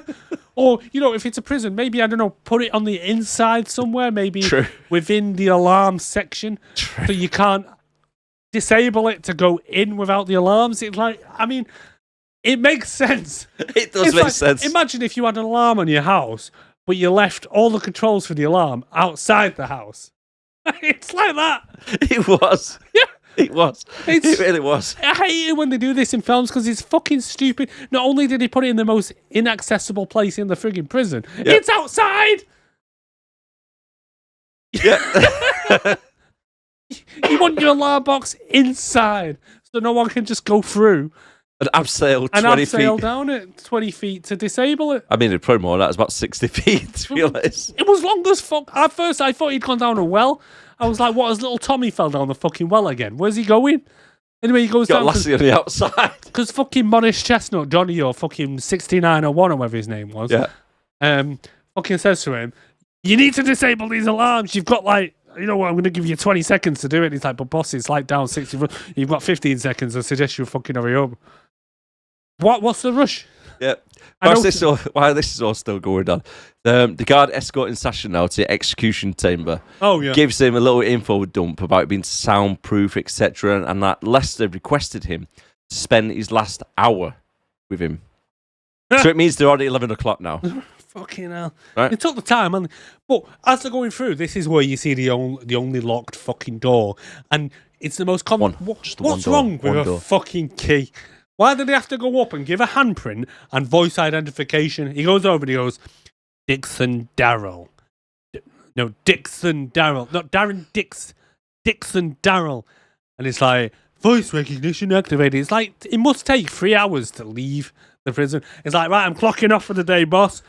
I'll be back in 2 hours because there's no point leaving. But that's a shortcut, though. You can still walk around. Yeah. Well, yeah. As we see. Because in a bit, they managed to get everywhere all around the prison without finding a single locked fucking door. There's no keys. There's no keys to this, guys. No, because the prisoners are building the fucking prison. This is what happens when you get prisoners to build their own prison. Yeah. And they're going to be like, oh no, you can trust us. You don't need a locked door there. You don't need a key. You don't. No, who uses keys anymore? Keys are so old-fashioned. I know. She's handprint. Yeah. Just the one, though. You know what I mean? It's just so you can say you've got state-of-the-art security. I'm surprised he didn't have to stick his dig in and fuck the machine to give a semen sample. It just seems unnecessary. It just seems unnecessary. How have you just connected a handprint to that? I don't know. I'm drunk. All right, I'm drunk. I admit it. I'm drunk. But they may as well. They may as well have just. He's like, and then he's like, oh shit, I can't go back through that door for 10 minutes. I'm like, why? He's like, because I just jizz. You need to give time to rest. It's wet. It's wet. You don't go sloppy seconds now. No, You're on a lock. Fucking Big Tony over there with the gonorrhea has just come through. I'm not going after him, man. I'd rather stay in here with the prisoners. And Franco's like, why is the STT chart so fucking through the roof? Why has no one passed the physical? Why has everyone got gonorrhea? Because you've installed fucking cop print identification, dickhead. That's why. You want to talk about the fire? Our genitals are on fucking fire. I'm fucking hell freak over here.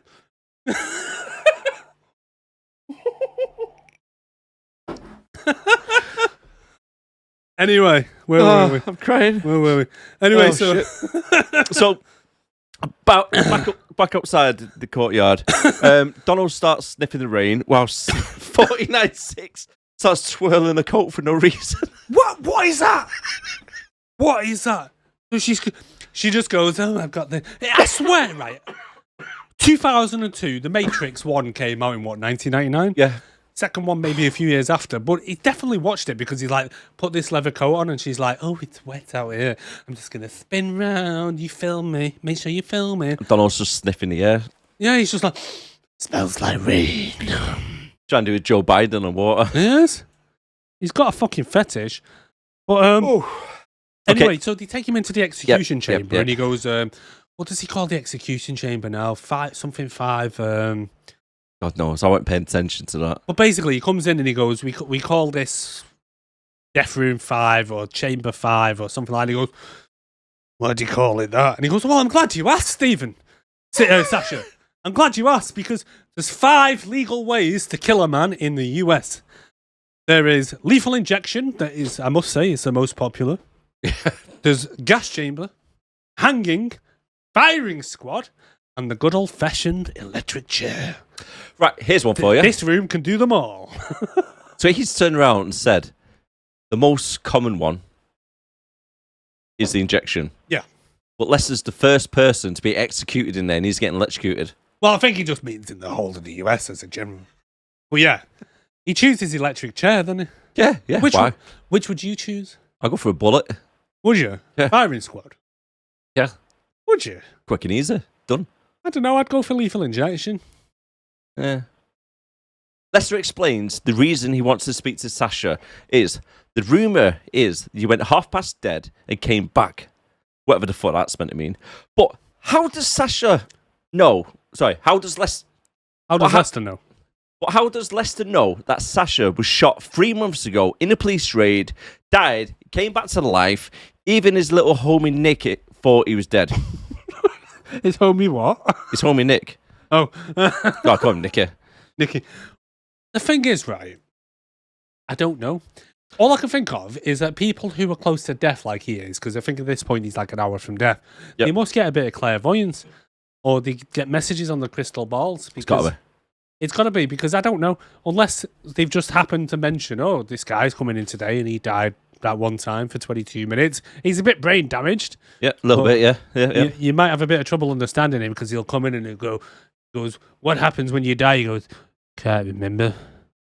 I saw my wife and my foot had a vision as well. I saw my shoes. I don't Okay, fucking... right. But Lester's been in jail for the past 17 He years, is. and he knows everything about the situation, and he knows he was dead for 22 minutes. Yeah.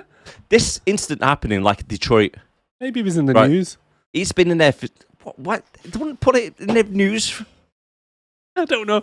Somebody FBI died for 22 agent minutes dies and for came back to 22 minutes life. on FBI agent dies for 22 minutes on undercover job. But He's not shush. FBI. But shush, it's a secret. He's not FBI. Definitely bitches. not. He's definitely not FBI. Who said he's FBI? But how does he know it all? I don't know. All I'm guessing is that the warden says, you know what, mate, you're about to die. You want to know what happens? There's a guy in there that died for 22 minutes. But how does he know? I don't know. Is Sasha going around telling everybody, I died, you know? Probably 22 minutes. Seagal, isn't he? He's fucking ego-driven. He's Really? probably It was just like, what, 30 seconds that he died man. for? My name's Sasha Petrov. I died once for 22 minutes. Exaggerates everything. That's why the bottom of my face droops and I've got pixie ears. Yeah, it's definitely got pixie ears. But the thing I don't get right is the Supreme Court Justice says to the governor, hold on, who the fuck is this? Why is he just Coming walking into around with no Leicester? handcuffs on or Yeah. anything? And he says, well, madame, he says, when a man asks for someone to spend his last hour with, you give it to them. Well, if he fucking knew that, he probably wouldn't have asked for Seagal. He'd probably been like, send me fucking Pamela Anderson from the 90s, please. Yeah. Give it to me. Bring me the president. He can give me a pardon. If that man asks for it, you got to give it to him, Governor. That's You it. said it yourself. Get some top porn star from back in the day, like, yeah, she's got Yeah. experience, she'll give you a good way out. I want the best fucking prostitute in San fucking Francisco, please. Not some guy who whispers, talks shit, and doesn't actually tell me anything. Yeah. And the first I'll thing he talk about says is, that later. do you believe in God? Sometimes. What kind of fucking answer is that? Don't know. What's wrong with you? Brain damaged. I heard you died once. 22 minutes. Okay, this is starting to make sense.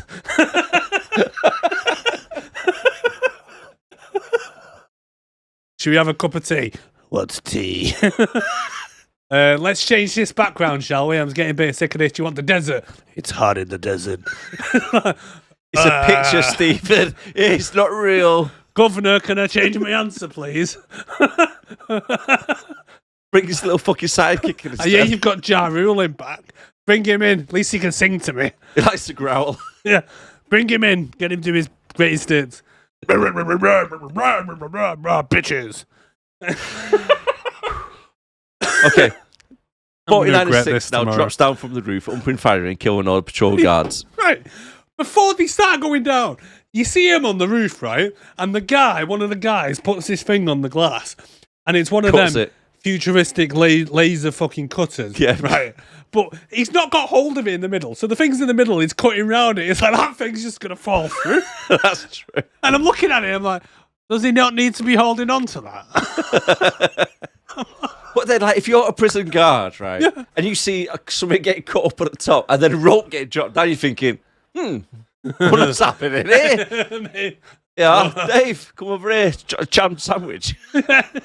Bring your jam butties, mate. Let's see what happens. Just gonna say, but not even only that, it's fucking torrential fucking rain outside. There's a Yeah. lightning storm. Lightning even hits the building when they're still on the fucking roof. Yeah, and bear in mind, it's stood on glass. Yeah, So you can see the silhouettes of people above it. exactly. And the prison guard comes walking through, you'd think, someone pissed themselves here. Why is the floor wet? Where's the rope? Yeah. And next thing is, some bird comes down and sticks a fucking sweaty vagina. Women have vaginas, don't they? Vagina in his face, and he's like, He does in Muff Dowser. He does muff dive the shit out of her while she starts shooting up the guard, babe.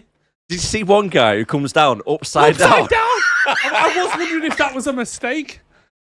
He comes down like upside down shooting, and I'm like, has he done that on purpose? Like, just leave it in. We can't afford another cut. Yeah, Just leave it fucking in. hell. We've only got you for another hour. Come on. Why are you coming down upside down? I thought idiot? why is he doing that? But again, everyone's in fucking leather jackets like they're in the Matrix, going round, spinning round with the guns and shit. And it's like, chill the fuck out. Oh. Okay, why did the security guards in a prison who were walking around the cells have SMGs? Good shout. I don't know. Why do any of them have guns? It's not like I said before, it's not like the prisoners are armed. Yeah. They We see a shot of Donald. He shoots an explosive bullet out the window, and the guard just stands there licking the window so it fucking blows up.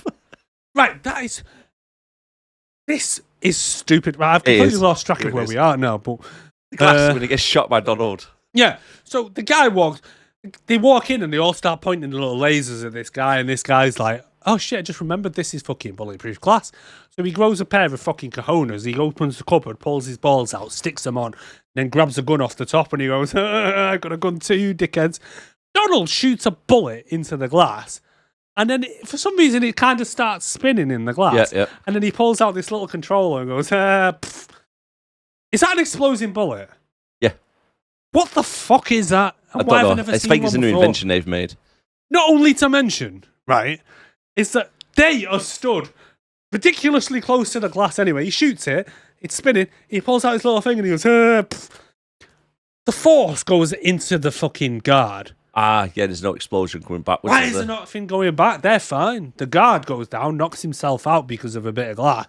And the glass is that fucking thin at this point that Donald just sticks his foot through and just starts fucking smashing it as he goes, Donald smash! And fucking comes through the fucking glass. Yeah, that happens. Yeah. But what is with that bullet is the question I want to know. Why is that guard standing so close to it? Yes. He's literally licking in the glass. Oh, yeah. Licking. He's like, you can't get through. This is my bulletproof glass. And he's like, oh, you think so, right? Right. But you are right. Why didn't he just grab the gun and go, see you later, guys, I'm going to go fucking hide. You're obviously more armed than me. I know, it's stupid. Why didn't he get cover? I don't know. I would have been like, do you know what? They're there shooting at glass. It's going to give way one way or another. I'm going to die anyway. So let's get cover. So when they start coming around the corner, I can start shooting them. Yeah. Make more sense. I'd say you'd at least go to a more strategically valuable position. Yep. Not just stand there going, I'm just going to see how this plays out. Ooh, jam sandwich. Jam sandwich. Now, whilst this is all happening, 49-6 has been left in the main cell block on her own. Yeah. All the cell doors just open up. all the prisoners come walking out, think, yeah, like they're going to start fighting her. And she just cocks a gun and they'll go, yeah, let's go back inside. It's like, hey, we're with you. And she goes, okay, never mind. Sorry. Yeah, never mind. Never mind. Why did the doors open? Did she open them? I think the control room did. Why? They were all And when they got in there. through, when they blew the glass up. But then Nick gives her a look like that. Nick's like, oh, I've not seen a woman in months. Hey, baby doll. Hey, baby doll. I wanna sniff your pussy. He does that a lot, doesn't he? I want to Joe Biden you. Come here so I can sniff your hair. Donald likes to sniff the rain. I like to smell your juices. Come on, I'll make you Nicholas. You ready I for like the that top one. one? Yeah, I'll have another one now. So back in the execution room, not a single person is aware what's just happened within like the jail, the war. Yeah. Lester says that he volunteered for this. Did he? So this is what he says. He says, do you know what, Sasha? What's your glass? I know you don't understand me because you're a bit retarded, like, but do you know why I'm in prison? And he goes, no, not a clue, fella. And he says, I robbed $200 million worth of gold from the US government themselves. Yeah, he actually turns around and says, do you want to know? I'm like, no, I'm not asked. Yeah, and he's like, do you want to know where it is? Because everyone else does. He goes, nah, don't bother telling me, mate. It's too much information for my brain to take in. Don't you worry, fella. You worry. Anyway, it doesn't actually say that, but what am I getting at here? Anyway, what was I saying? So he says, so during the heist, shit went wrong and the train ended up derailing and it killed 5 Treasury agents. So that's kind of why I'm on death row. But that's not his fault, though. No, the train. He can't derail a train. Well, we don't know exactly what happened. He might have done something stupid to derail it, but it takes a lot to derail a train. Chin-chin. So I'm kind of assuming that it was his fault. What, he had a semi-truck parked in front of the tracks? But then he says, look, the advertising opening to be the first executed inmate in Alcatraz's history. They've got this brand new room where you can choose your death. You've got a choice of 5 options. You know what? I fucking volunteered for this shit. And Sasha's like, what? You volunteered for it? He's like, well, to be honest, mate, I got sick of all the appeals and everything and you know, going to court and all stuff like that. He said, you know, I've been here 17 years. I'm sick of it. You know what? Just kill me. Yeah. But now it's an hour 2. I'm kind of regretting it, you know, fella. Yeah. And he says to Sasha, I'm quite worried. What's it like on the other side? Can you tell me anything about it? And he just goes, yeah. And then the buzzer goes to tie him up. Yeah. It's like, you didn't even tell him anything. Well, to be honest, what was he going to say? You go to the afterlife and you get to fucking make out with my wife. I ain't going to tell you that shit, He mate. could have said anything just to make the guy feel better. But he doesn't. Well, Because you the would, guy mate. is a Class A arsehole. Well, you would. You'd say, you know, I met God himself. He's a class guy. He's, you know, he really loves basketball. He's into shooting. He loves a bit of skeet shooting, and you know, he loves a good cruise. Yeah. You know, for some reason I'm thinking of Speed too. But he's a class guy. He's our God. You know, he created everything. He knows everything. You got a question, you ask him, he'll tell you. He's like Google. You know what I mean? So that's what you got looked forward to. So any questions you want answering, mate, when you get there, just ask God. Don't worry about Jesus. Jesus is a bit fucked up. You know what happened to him, don't you? Crucified on that cross. Yeah, a bit of PTSD there. He's got a bit of PTSD. Yeah, just don't mention anything about crosses. He doesn't like this kind of symbol. Don't do anything. He's like a vampire. Whatever you Don't throw do, any crosses don't in. ask him for a game of noughts and crosses. Do not ask. No, do not. Do not. I made that mistake. He went off his tits. Didn't see him for 5 days. Did not see him for 5 days. He went and hid in his room. I thought it was for 3 days because he came back. Well, yeah, he did. Yeah, but, you know, zombie Jesus and all that. You know, living dead. What were we talking about here? Anyway, but no, he could have just said, you know, well, when I died, I made out with my wife. But don't be getting the ideas, fella, because you're not going to be waking out with my wife. But your shoes also have an afterlife, because mine did. I saw them walking down the street. So be careful what shoes you wear, fella. They could move you forever. And then it's like someone presses a button somewhere, I assume, and the electric chair comes up from the ground because This is stupid. everything comes up from the ground. Everything. When the prisoners are getting ready at night and they're like, "Oh, I need to brush my teeth," they go into their room and the sink comes up from the floor. They need to take a shit, toilet comes up from the floor. They need to go sleep, bed comes up from the floor. Just make sure you get up at 6 a.m. otherwise you're going back into the floor. It's like, where's Dave? Not seeing him today. It's He didn't get up in stupid, mate. time. You won't see him again until 9 o'clock It's tonight when his bed absolutely comes stupid. back out. Now, it's a little bit of a weird scene now between Jane and Lester because she comes out just before his execution and they're acting as if they're like ex-lovers. Oh. He's like, oh, I've not seen you in 17 years. God, your tits have gone saggy. Honestly, it's like talking about custody over the kid and all that shit before he goes. It's like they've had like a weird past together. He's like, well, they have. She sentenced him to fucking death. You'd remember that. She goes, Not that, I mean. She goes like, well, he goes, oh, it's you. And she goes, well, yes, you know, I sentenced you to death, so I thought I'd probably better be here to make sure it gets done.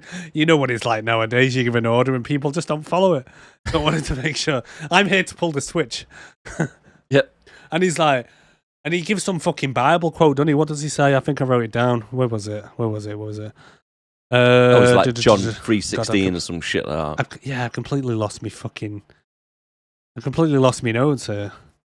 Oh, whoever sheds man's blood, by man's blood shall be shall be shed. Whoever sheds man's blood, by man shall his blood be shed.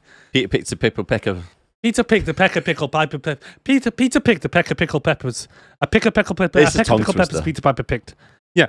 So and then she goes, "The fuck? What kind of rap verse is that?" And he's like, "It's from the Bible. You quoted it." And she's like, "That was 17 years ago. I don't remember that shit." Did she? I thought she said it. No, she did. She went, "Yeah, but Genesis 6, fucking verse 19 or something. Yeah.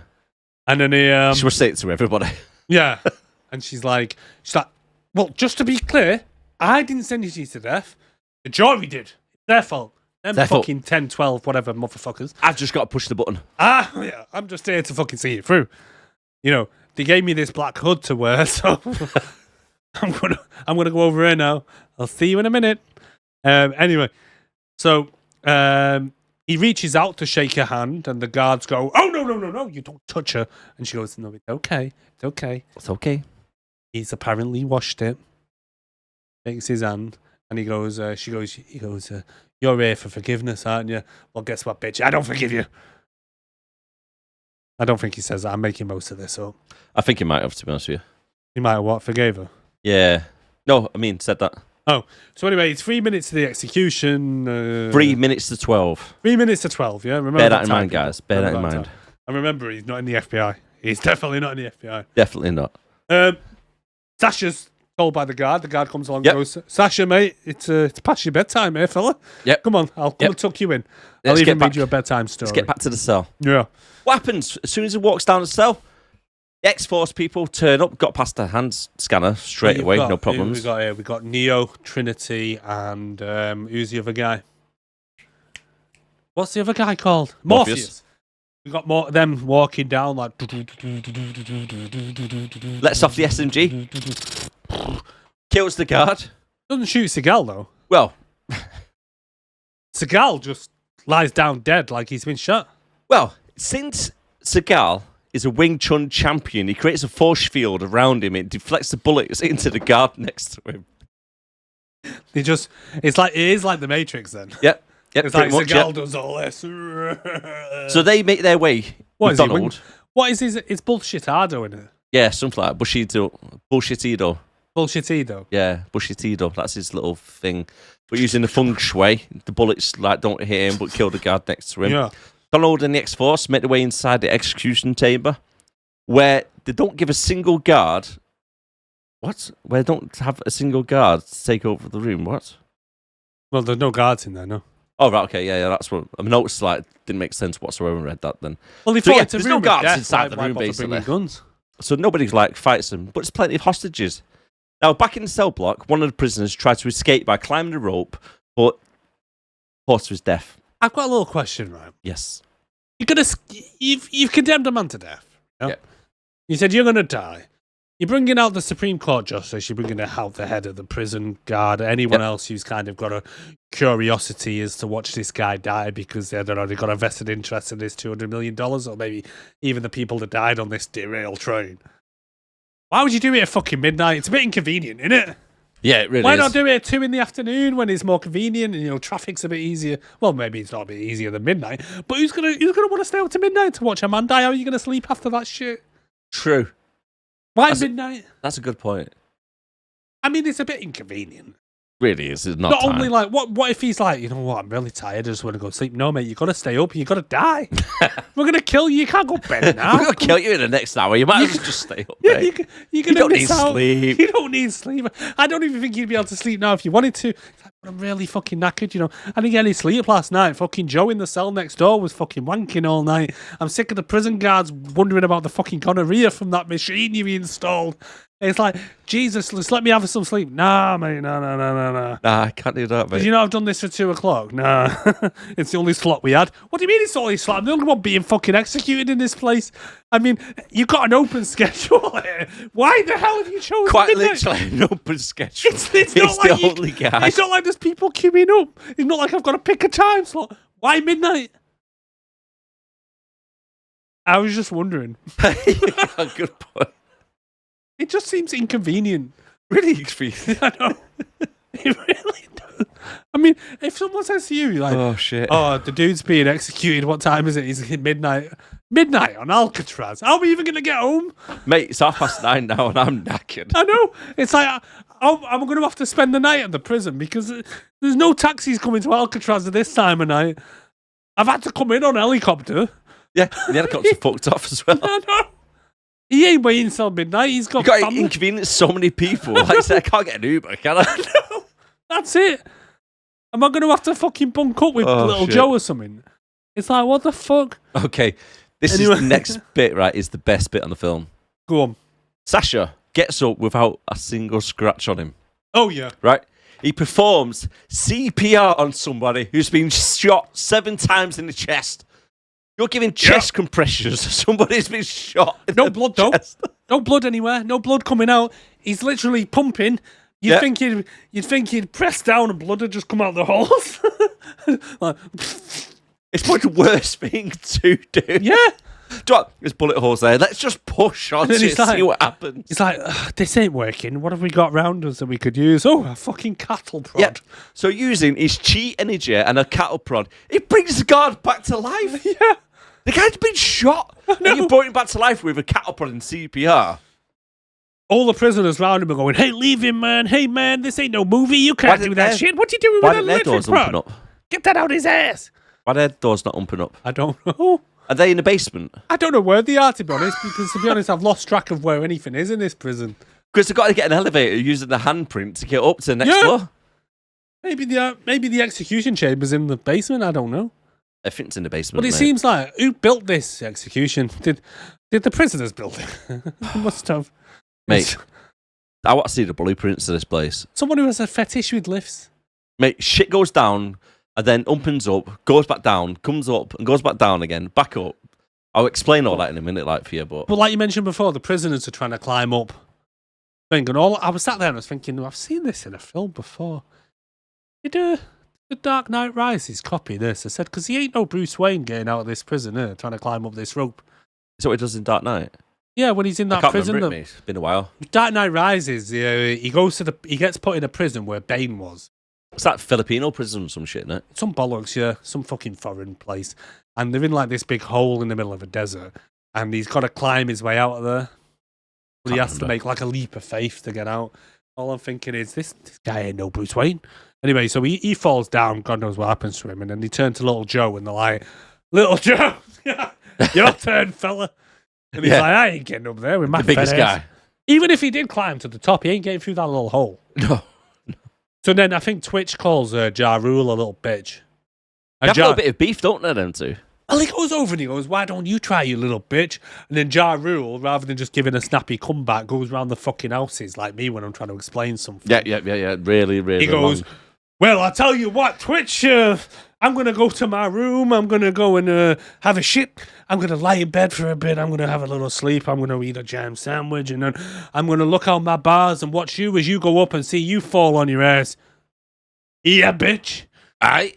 And I'm like, what? What's that for a comeback? What? It should be snappy, mate. Snappy. Snappy, He calls you a snappy. bitch. What are you going to call him? Call him a dickhead. Call him a dick. Call him a prick. Call him whatever. Yeah, you're too much of a pussy to do it. That's why you want to see someone else to do it. Try and buy time. Just don't tell him your evening plans. I'm going to go put my pyjamas on. I'm going to smoke this fucking cigar. I'm going to put these comfy slippers on. I might have a little bit of a wank. You never know. You never know. You never know. You Oh. never fucking know. Since Donald was trying to save money and they hired the T-Mobile version of the X-Force, their pilot on the way to the prison crashes. Did we forget to mention? There was one part where so they all call themselves the 69er team. Yeah. 49er team. 49ers. So the 49ers, and you got 49er 1, which It's actually the baseball, New York. And I've no idea. New York Yankees. Is it? Yeah. 49ers? 49ers. Is it the Yankees or the 49ers? Don't know. There's a baseball team called 49ers. Let us know down below in comments, guys, if you know what it is. You can Let also us know. contact Remember, us he's on- not in the FBI. He's not in the fucking He's FBI. not in the FBI. How can they contact us? sixandbelowpodcast@gmail.com. Right, normally we're sober, by the way. So if this is your first one watching it, welcome in and congratulations making it this far along. Usually there's not as many kind of rants as this and going off topics and stuff and, talking about Jesus and God and that type of thing and theology and what have you. Anyway, I'll get back to the story. Anyway, so... That's because our good friend Jack Daniels. If you want to Jack sponsor Daniels. us, give us a stream. Oh, Monster, give us a sponsor. We've been asking you since day one and you never give us a sponsor. Goddamn monster. Monster, you're a cunt. I'm going to switch to Red Bull if you don't give us a sponsor. Yeah. Or Relentless. Or what's that one with them fucking other pricks from YouTube? Rockstar. Is it Rockstar? Who's that fucking dickhead that kind of started laughing at people killing themselves in Japan? Prime. Prime, that's the one. Logan. Logan Yeah. Paul. The one who rips off all his fans all the time. Yeah. And then people still fucking suck his dick. For some reason, yeah. Yeah. Yeah. His Yeah. little chode. They're a little bit weird, them brothers. Oh, I mean, there's fair another one play, in there. like, fucking making money, aren't they? But Well, yeah, but, you know, who's giving them money? I've never even watched a single video of theirs. Nope. What's the one that boxes? you got Logan and Jake Paul. Oh, Jake Paul, yeah. Is he the one that took on fucking that geriatric? Tyson? Yeah. If you want to put it that way, it's a kind of setup. Was it a tickle fight? Yeah, they all are. Who won? Logan Paul. Of course, yeah. I mean, I'm not being funny. Guess what? On decision. There's I no mean, knockouts or anything like that. My 8-year-old daughter could probably beat up Mike Tyson nowadays. Isn't the guy like 70? It's about 60 odd, yeah. Yeah, fucking hell, that's not fair. Nah, if it's a heyday, 19-year-old, Oh, in his heyday? and he thought about him. In his heyday, he'd literally bite your ear Different story. off. Oh, yeah. Anyway, we're not here to talk about boxing. What are we Plane here to talk crashes. about? Plane crashes. Helicopter crashes. Helicopter. Oh, no. I was just going back a little bit because I can't remember which part it is because I completely lost track of where we are in the fucking film, I'll be honest. Really? But Really? there's one point where 69-6, Yep. 49-6, the woman. Yeah, 49-6. He goes over when they first infiltrate the place. I've got to mention this before. Yep. And he goes, have we lost anyone? And he goes, oh, number 7 died. He's one of your guys. And she's like, oh, all right then. Sleep tight. Yeah. Bit harsh. A little bit. I mean, it's kind of like that dude from Street Fighter, wasn't it? Yeah, I was just about to say that. She done a Kyle. She did. It's all right. You might be ginger and green. I won't tell anybody. I won't tell you, miss. You might have tried to open the door and got gonorrhea. I won't tell no one. Donald's like, right. The handprint there, but there's a hole there. Yeah. Is that for the? It's about cock level. Is that what you meant to put in there? Is it your finger? Oh, it's a little bit wet. This. Why is it so wet still?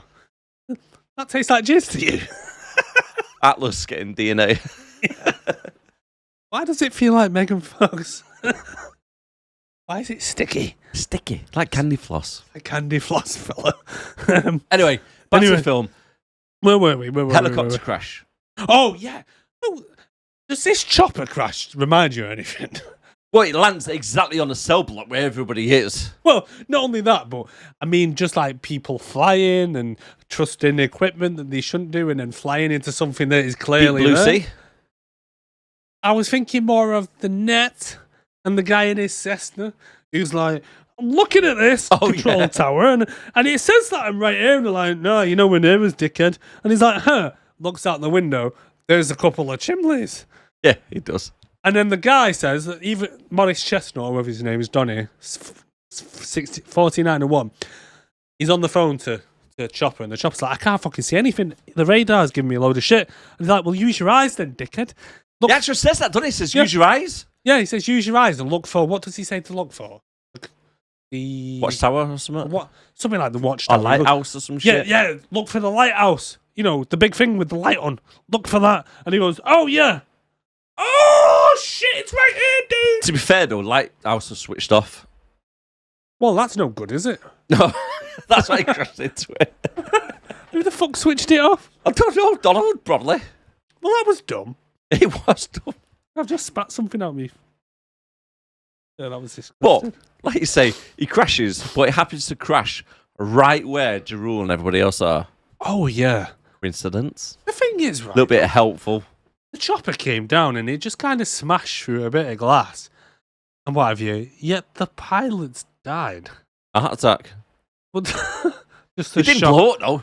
No. I mean, like, say, 9 out of 10 films that we watch, like American Ninja, and like there's explosions left, right, and centre. This one was like sparks. And that was Oh, it. yeah. Someone sneezes and the tissue explodes in most films. This one is like, the pilots still die, but like you say, it must have been a heart attack. It must have just been like Japanese style, I have failed. I brought dishonor on my family. Could have been, yeah, could have been. But yeah, so the chopper dies. Donnie ain't happy because they've just lost their ride. Yep. And everyone in the cell block's just like, who ordered the chopper? That's a convenient way for us to get up there. No, I don't remember there being a chopper there. No. The Sash- thing is, though, if I was in this prison now and I'd just come in, I'd be there like, "Hey, Twitch, man, how long you been here?" And he'd be like, 2 years. He'd be like, "Does this shit normally happen?" Is someone playing a prank here? What's going It's on? their first night, isn't it? It is. That happens all the time, mate. Same old shit. But then we cut to Sasha. Sasha's dragging the guard along, helping him along, because somehow the guard's now alive with 7 bullet holes in him. Not bled to death or anything, because he's close to Seagal, so he's got his chi. Yeah, and then in return, Seagal's draining his ethnicity, so Seagal's now a white guy. Yep. Uses his handprint. Sticks his Gets dick through in, the voice activation. Bangs the hole. Opens up. pulls his little peen out, tries to put it in. Gives It's him a little bit of fluffing to get it hard. It's a bit too soft, so gives it a bit of a.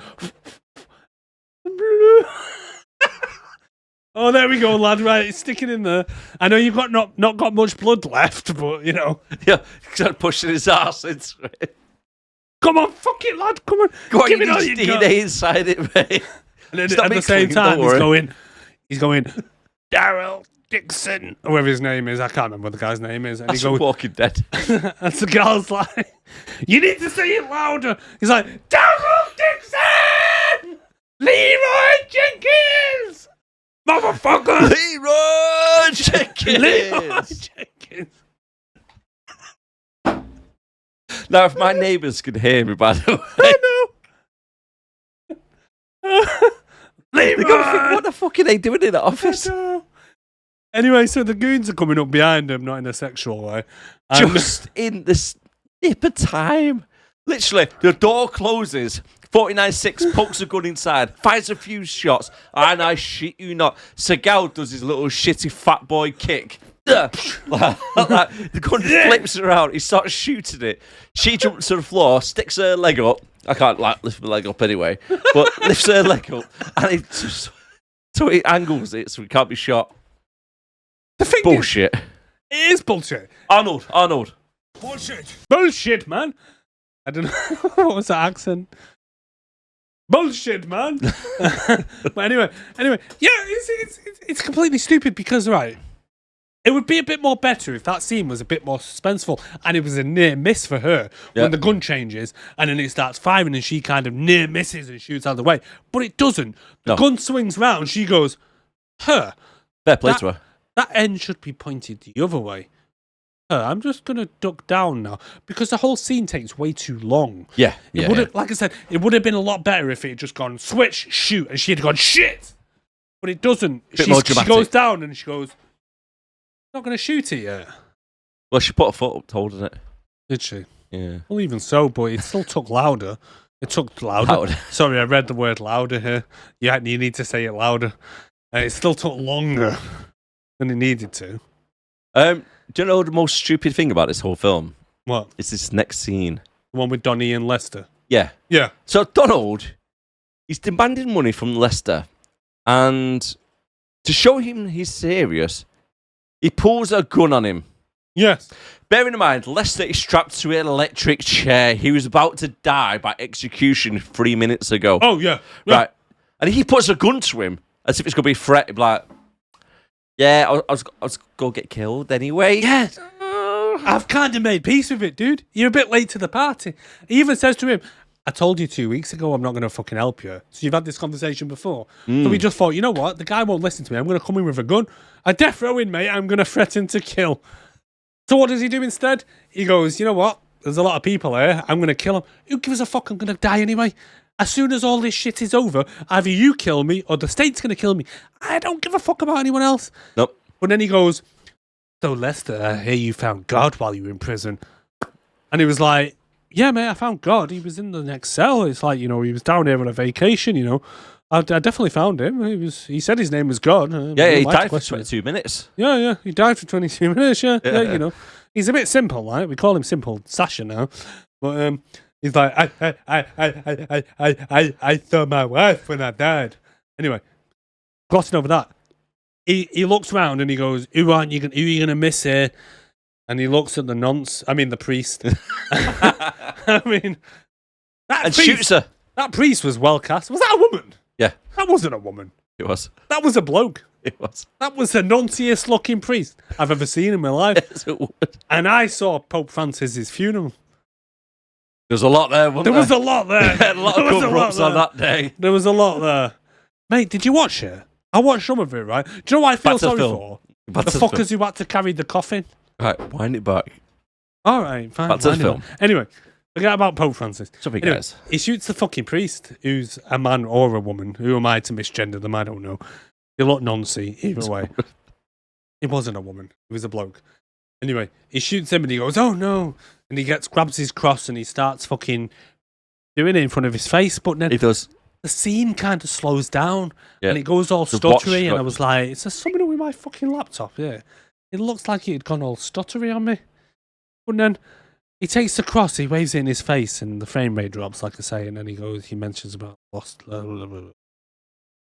Oh yeah, and then Donnie says, "I'm gonna kill everyone in the room unless you tell me where that gold is." And he goes, "You know what? 17 years people have been coming around to me asking about the gold. Has anyone ever considered I buried it? I just forgot where I fucking put it because I don't fucking know. Everyone keeps asking me and I don't know. Do you think if I knew and I was going to give it up, that I maybe would have, I don't know, told the FBI for a lighter sentence or whatever? Yeah. But no, I'm strapped into an electric chair. I was about to die fucking 3 minutes ago, and now you come in here asking me about the gold. I'm sick of people asking me about the fucking gold. There's a new housing estate been built over There's a new anyway. housing estate over it. You can't get to it anyway. You're going to have to uproot a family of fucking 4 out their brand new fucking home. And that ain't going to happen because under property rights, it belongs to them now. It's in their land. So no, I'm not going to tell you where the gold is. I told you 2 weeks ago. I can't fucking remember. Now get off me case, switch the flip, or get the fuck out of here. Switch the flip, flip the switch. Flip the switch. Flip the switch. That's FBI word are for on scene word now. what happens. FBI are on scene now. Yeah, because they had reports of a helicopter crash at 7:30. This doesn't make sense! So, they walk in 3 minutes to midnight to The fucking helicopter get to crashes Leicester. at midnight. So the helicopter has crashed at somewhere around midnight. Probably, Yeah. they've been in there at least about half an hour. So let's say 12:30. Yeah, give it a. And then the FBI go, "We've got solid information that apparently the Coast Guard detected a helicopter crash at 7:30 this evening." They definitely swear it was 7:30 and it definitely wasn't 12:30. Yep, they actually wrote this on their dialogue. At this point, it's 2 a.m. with the FBI, though. Yep, half It past come- 2. It comes up, the Presido, like we know where the Presido is, 2 a.m. Yep. So you're telling me it's 2 hours now since the last fucking scene. Yep. You're right. So even let's say the chopper did somehow have time travel abilities and managed to crash at 7:30 Yep. in the evening. Yep. It's taken 7:30, 8:30, 9:30, 10:30, 11:30, 12:30, 1:30, 2 o'clock. It's taken 6.5 hours for the FBI to go, maybe this is important. Maybe we should get over to Alcatraz. But they get there pretty quick, don't they? Well, it depends whether you're working on real time or FBI time. Or half past dead time. Half past dead. 'Cause no one seems to be able to fucking sell the time in No, this. they really I can't. don't know The why time- they bothered even putting the time on it. No, I think they ruined it with that. They've ruined it. They've shot themselves in the foot. They thought, shot "Do you know what themselves would be really right in good, the right? foot." We had timestamps. They shot themselves in the foot so much that the foot's now in the afterlife reliving. Yes. And they shot themselves in the foot with a dual pistol. With both pistols in the foot. And they missed. And they missed. Seagal took the bullet. Seagal's foot got in the way, took the bullet. He got Seagal's shot in the foot's been back. dead for 22 minutes. And he got shot in the back, but blood Yeah. comes out of the chest. Yeah. And his foot's having flashbacks about walking down the freaking street. Oh, shit. Okay. Special Agent Williams Sorry, tells the yeah, crew going off on she rants there. has one of her guys Sorry. inside undercover. And Sasha is stitching himself up in the infirmary and he slaps fights 2 guys to death. He does. Now, one of these Right. guys, right, are using an SMG, right, which is normally like a 9mm bullet, yeah? Yeah. Right, but when they shoot the fucking door, the hole's about 8 inches big, like it's a 50 cal bullet.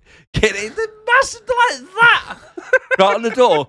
And then he shoots the door that much, the fucking door falls off its hinges. Isn't that a bit later on when they're in the basement? I don't know.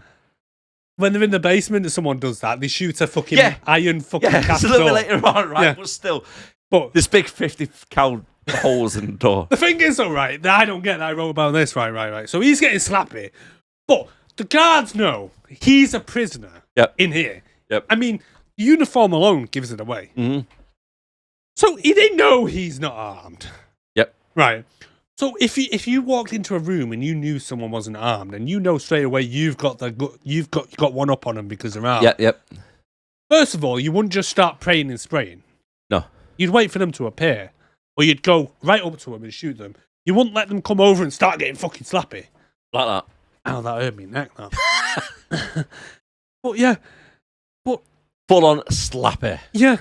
But then while this is happening, we get a quick flashback to number 6, who's on the cell block. She walks into the cell block, and all the prisoners are there playing basketball. Where did they get the basketball from? I don't know. It's weird, that, isn't it? Yeah, so they all start eyeing her up when she comes out to check out the chopper, and they're all like, "Oh, hey, baby, I want a piece of yo." And it's like, dear, she looks a bit sticky. Yeah, a little bit, yeah. Yeah, she looks like before she could join the crew, they all had to fucking jizz in her hair or something. Anyway, so she walks out anyway. So we're back with Sasha. The goons come in to check if they got Sasha, and Sasha kicks her. Yeah. So Sasha's jumped through this kind of window or something to get away from one of them. Yep. And then the guy with the gun. Sasha doesn't have a gun. The guy with the gun walks towards a door. Sasha kicks the door into him. He goes fucking flying back. Yep. And I'm like, Does multiple slaps. slappy. Right, this guy is probably about 15 stone with Yeah. like armor on, and then he's got a heavy backpack on.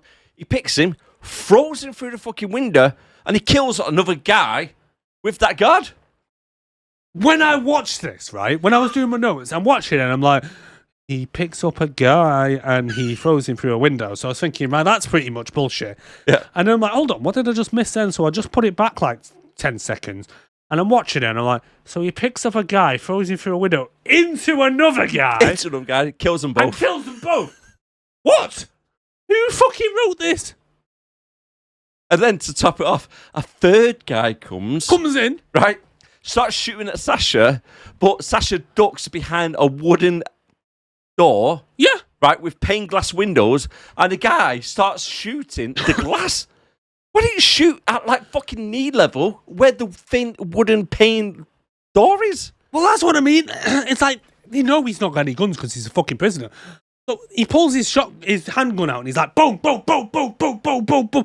I'm like, calm down, mate. Why are you panic firing? All you have to do is just go carefully, look over. Oh, there he is. Boom. Cap in the ass. Dead. Yeah. Seagal's gone. Or He's out shoot through the film. wooden bit, not through the glass. It's now a bastard Ja Rule film. But yeah, shoot through the fucking wood. But no, he walks over to the door. Seagal kicks the door, smacks him in the face. The guy falls backwards. He goes over, goes, throws him over. Guys, looks at the camera like this. Dead. Of course, mate. Of course. Of course. So now by we're the way, back with the woman. that guy he's just slap fighted, Yeah. right? He threw him into a bookshelf. Now the guy is wearing body armor and has a backpack on, and he dies by getting hit by the bookshelf. Bookshelves are dangerous, mate. I don't know if you have one in your house, but if you... And bearing in mind, right? There should be a health and safety warning. Bearing in mind, right? Sasha is on the floor, Yeah. right? When he kicks the guy in the face. There's no chance Seagal, who's like 24 stone, is lying on the floor. His leg is going to go right, like Louis Spence, just kick him in the fucking face. Louis Spence. There's no chance. He's doing fucking gymnastics. And then to get that enough power to make the guy go flying into the bookshelf and kill him. That's what I mean. It's like the fact that even like earlier on when he throws that guy, it's like, what's Stupid. going on with the physics in this? Like, does gravity just not exist in this fucking universe, or does it bend to the will of Seagal? It's his chi. It is his chi. He has that much fucking chi that it bends space and time. Right, literally. But then we're back with number 6, and she tells Donnie that they need to go to Plan B.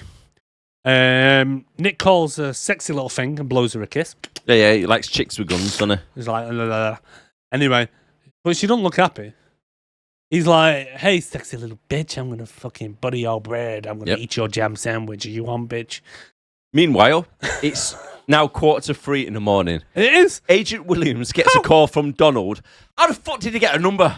Well, this is weird because they go, "Oh, we found a stealth signal coming from the island." No, that's the number he rang. Oh, is it? Yeah, so he's using his personal number to phone up the FBI to give a ransom out. Yeah, because he does, because he find out who he is from there. So clever fella. Clever. Donald, Clever. fucking dickhead. He goes, "I've got 10 hostages." And she goes, "Well, why don't you let the women go? As a sign of good faith, don't get rapey or anything. Let's just let them women go." And he's like, "One of them's a Supreme Court justice. Do you think I don't know this? I watch the news, bitch. I got Google on my phone, even though it's 2002. Still had it. Well, Ish. and then she just says to him, "You know what? I know guys like you. What is it? Did you not have enough love from your mother?" It's You like, get "Don't-" raped by your dad, I think she says. I think he says that at one point. He goes, "I bet you, but I got raped by my mum and beat by my dad." But anyway, she says that to him, and I'm like, hold on.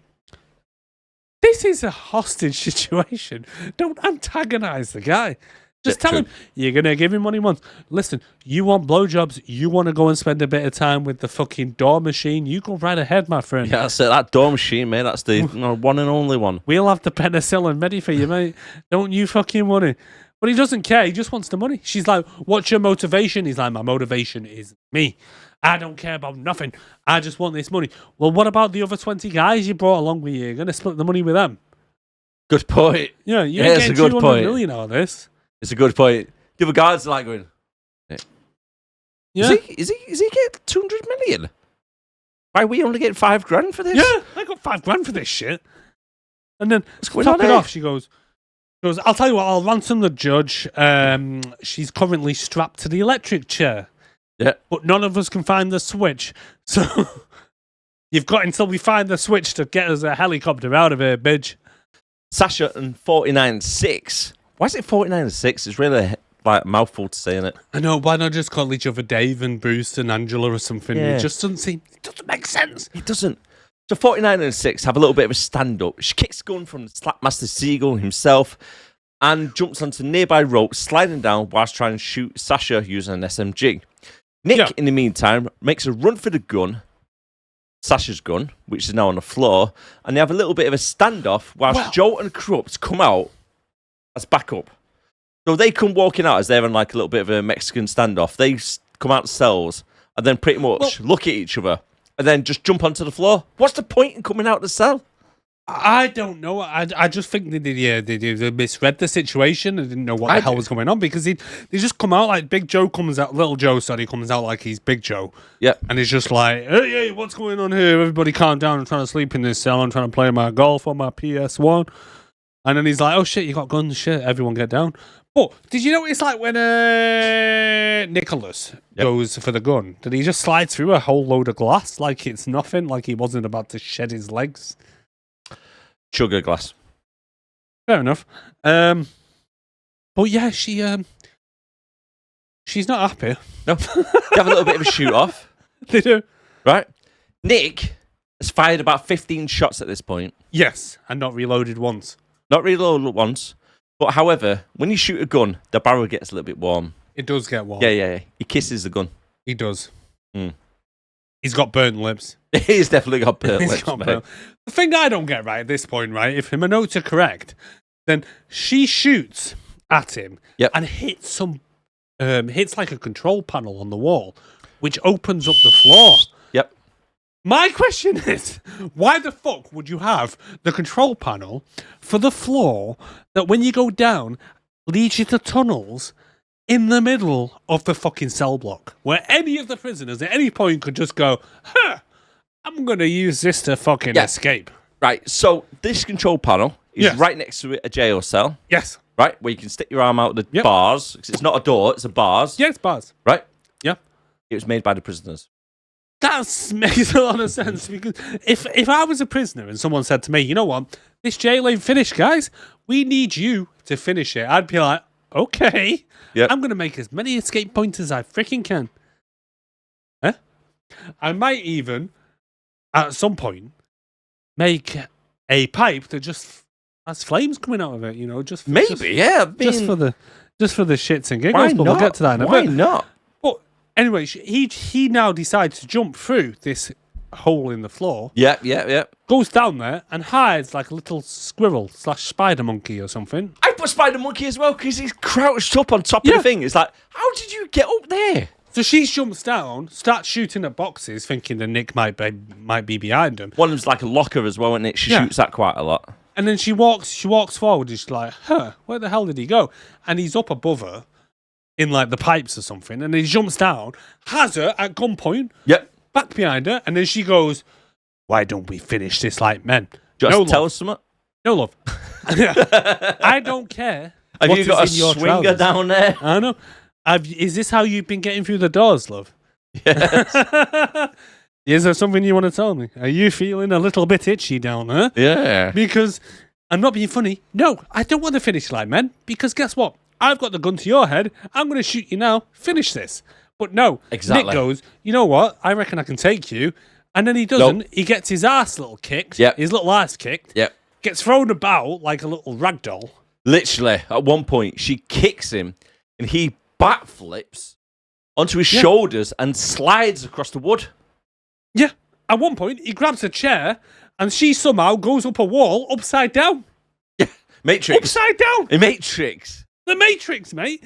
And then Sasha comes in to save the day because, of course, he does. This shows how much of a pussy Nick is. He has to use a chair against a bird. Yeah. Well, yeah. He uses a chair, goes to smash her. She somehow spins upside down. I'm like, hold on, what the hell is going on here? What am I watching? I'm like, oh, it's because Sasha's nearby. Gravity's affected. Sasha comes down, starts shooting. She yeets herself out of a freaking window. Why is there a window under there anyway? That's a good point. That's a good Where does the window go? It's underground. It's under the cell block. Yeah. Donald demands a helicopter from the FBI, or he used Jane on the electric chair. Yes. And then it cuts back. Right, this does not make sense. I mean, Sasha trying to climb a rope. Oh, yeah. There's no way Steven Seagal can climb a rope. No. I'm not being Supposedly, they spent a stupid amount of money to make it so the floor raises as he's doing it. He don't need it, Don't know how mate. truth is. His aura alone justifies gravity. Steven Seagal is basically weightless. Basically, it's like a huge cherry picker. Yeah. And he was like, Me. there's no chance he lifted himself no up that chance. rope. But No just before chance. this, right, this is what I don't get. So Donnie calls the FBI and he says, you know what? My chopper's down. I'm going to need a new one. I hear the FBI have got a few. Fancy sending me one. And they're like, maybe. And he's like, well, I want you to send me a chopper. And then I want you to get me a jet, fully fueled, ready to go to any undisclosed location.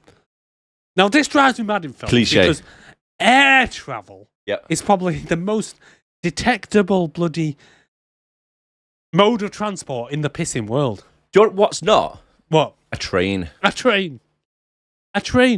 But the only thing with a train is it's on set set rails. So surely you'd want to get a car, a helicopter, to a car or something, or a boat even. Maybe a boat. Yeah. Go out to international waters. What you don't want is a commercial pissing jet that can be tracked by radar anywhere in the world. And even if you did take the transponder out, as soon as you move into a different airspace, they go, excuse me, air traffic number 752, we notice that you've entered our airspace, please respond. And they go, don't respond. And then they send out fighter jets. F-22s come along and they shoot you fucking down. Stupid.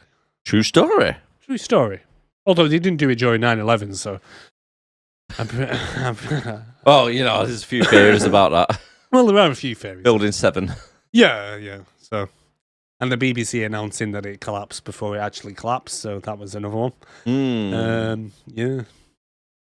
Anyway, we're not here to discuss conspiracy theories as much as I'd love to. Yes. What were we talking about? Yeah, so to me, the old plane on a runway fully fueled with an undisclosed location is a bit of a stupid way to get away. It's cliche though, isn't it? It is a bit cliche. I mean, It is a bit cliche. I suppose it wouldn't be too bad if it was like a Uncharted plane. Well, I think that's kind of what he wants. He wants a plane going to an undisclosed location, but I'm not being funny. Like a little seaplane. It's easier to track than the bloody prison guard's gonorrhea. Yeah, true. You know true. the source of it, and you know where it's going. So, and plus you got the pilot anyway. Oh yeah, all you And the need black box Well, and that's everything the other else. thing as well, right? Is he won a chopper, and when the chopper does arrive later on, you see an FBI chopper land. Yep. The pilot runs out, gets into another chopper, and flies away. Does it just happen that someone on their team just happens to know how to fly a chopper? Just about to say that. Must Yeah. be. I think they brought in a backup chopper just in case. Chopper pilot just in case. Oh. But talking about choppers, Sasha is now inside the chopper that's crashed Yeah. and managed to communicate the FBI on their frequency. Yeah. I think not, mate. I Then do he think actually not. asks. Sorry.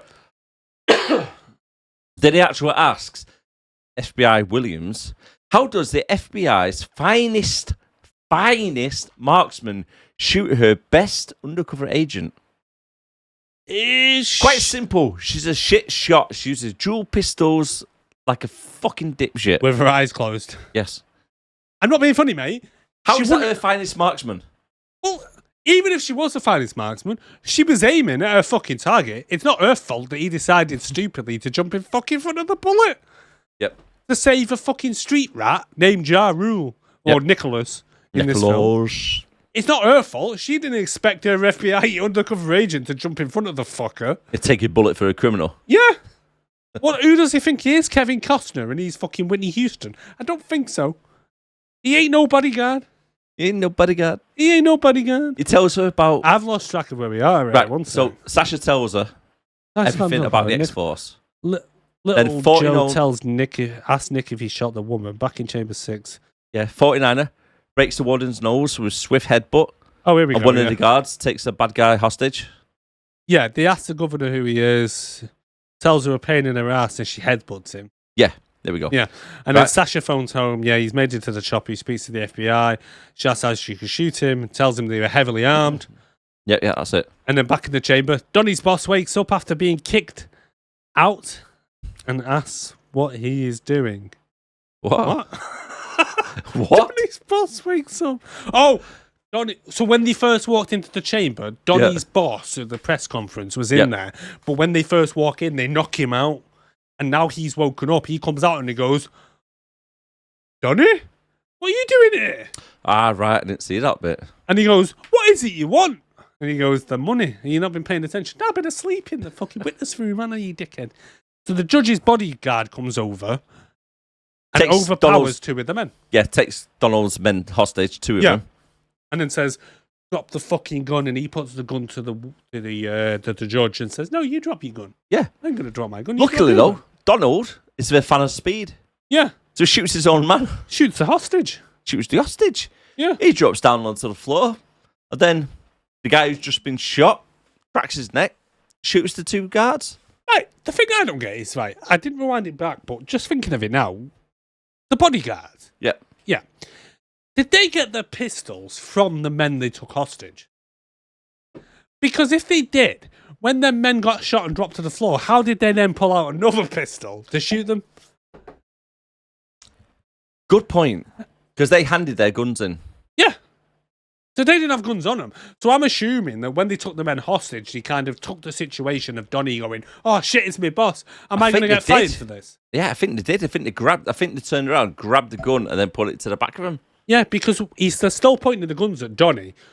Donnie shoots the two men. I like Two men it. drop to the floor. They've still got the guns. He points the gun at the judge and says, drop your fucking guns. The two men on the floor then pull out two more handguns. Yeah. Although everyone in the film dual wields. I was about to say that. That's Everyone in the film dual wields. So they had a second gun. Okay, fair enough. Okay, fair enough. Yep. So they pull out their guns, shoot the bodyguards. Yep. And then he goes to the men, aren't you glad you wore body armor? And they're like, yeah, because we didn't expect you to shoot us, you dickhead. You fucking bellend. Oh.